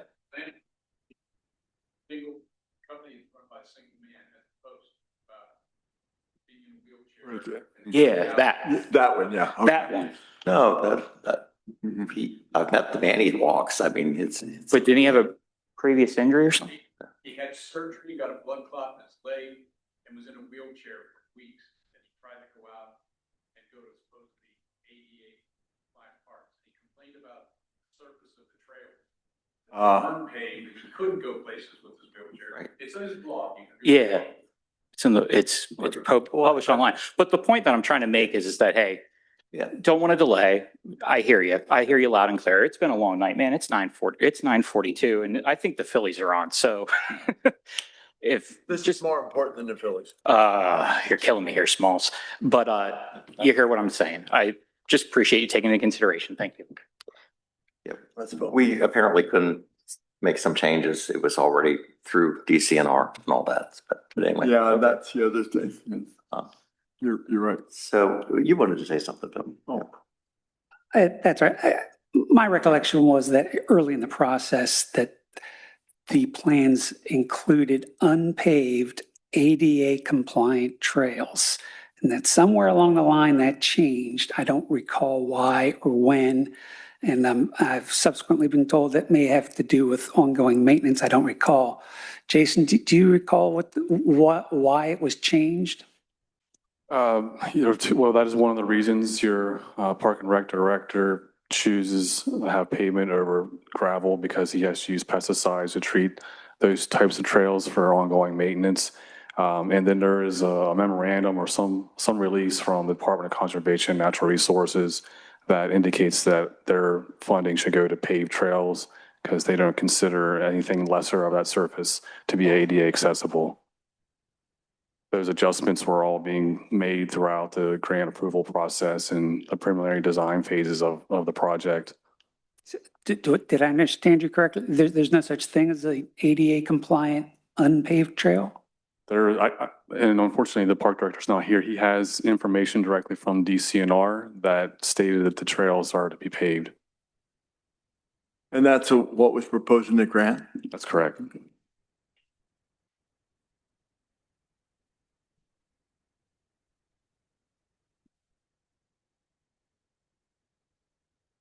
I hate to say this has been a long meeting, but could we vote? Are we ready to vote? I mean, I would just say we have a possibility of being able to expand Fisher Park. And that would require some money. So if we were to hold off on this, it could allow us to take advantage of a possible opportunity to expand Fisher. So, but we're on the floor. We're so far into it. The motion on the floor, plus I hear what you're saying, Eric, and I'm aware of that Fisher Park thing, but we have a grant proposal that's dependent on us completing this park. So I think we should take action tonight. So is there a second on? I'll second it. Okay. All those in favor? Aye. Aye. All those opposed? No. Right. The bid is awarded. Next, we have a solicitor update. Before we move out of Parks Oh. and Rec, can I just make a Yeah, couple comments? We had a Parks and Rec meeting and I wanted to make sure that, sorry, I wanted to make sure that this was noted. I didn't want to miss anything.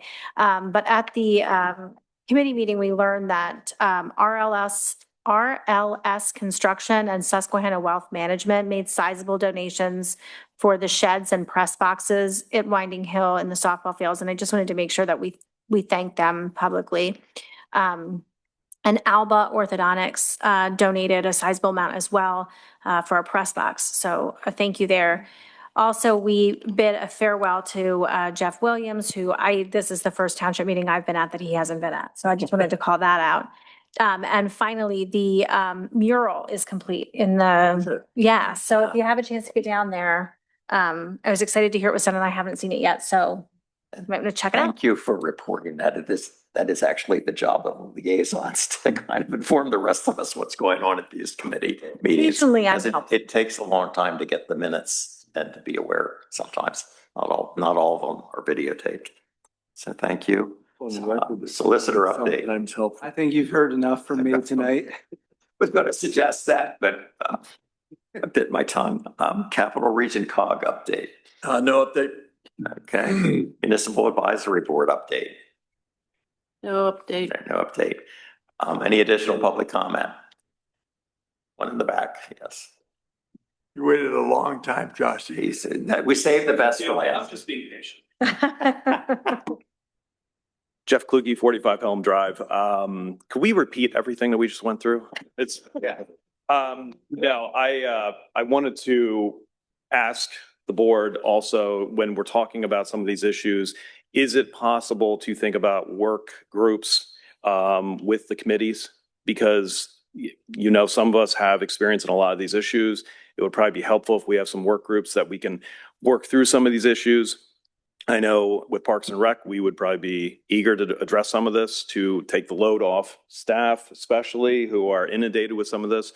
So I don't want to volunteer the entire board, but I Just did. well, not the entire board, myself, but I would encourage you to reach out to Parks and Rec planning, the different ones, because obviously there's a lot of people here who are interested in getting involved, and the ones that you have selected to help on some of the boards, we are eager to help if we can. Yeah, that's a good point, because that's the whole idea of the liaisons and the advisory boards. So maybe what you're suggesting is we should use those advisory boards more and or for specific projects. I think also if it's any work groups that we can do with, you know, commissioners individually on something like that for discovery, anything like that, just. I think Jennifer was on that page a while ago, right? Yeah. About. Yes, I was expanding looking the- for an ad hoc committee on land preservation. Yeah, well, any and all issues, I mean, that's the point. I think the more that it can take the pressure off of you and some of the information off of your shoulders, I think the better. I think I mentioned this at Park and Rec, one that there's a dilemma. It's like a business case study. It's the Mechanicsburg pool and the operating setup and the management. And I think we could use help there.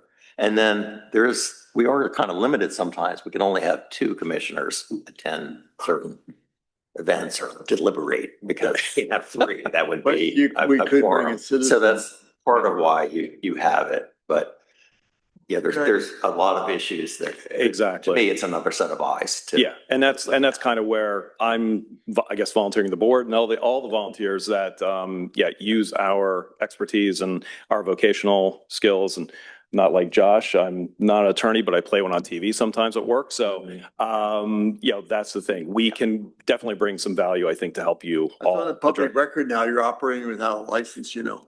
I declared I am not an attorney. So, but thank you. If Thank I you, could Jeff. clarify, question on that.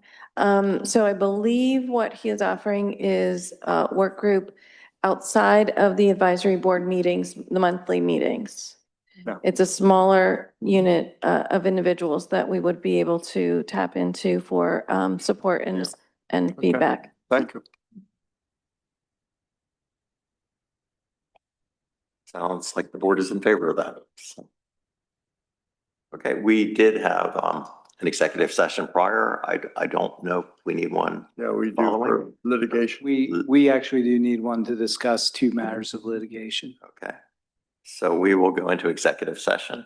Thanks to everybody for coming out and being so patient. We did a lot of work done, right? We try.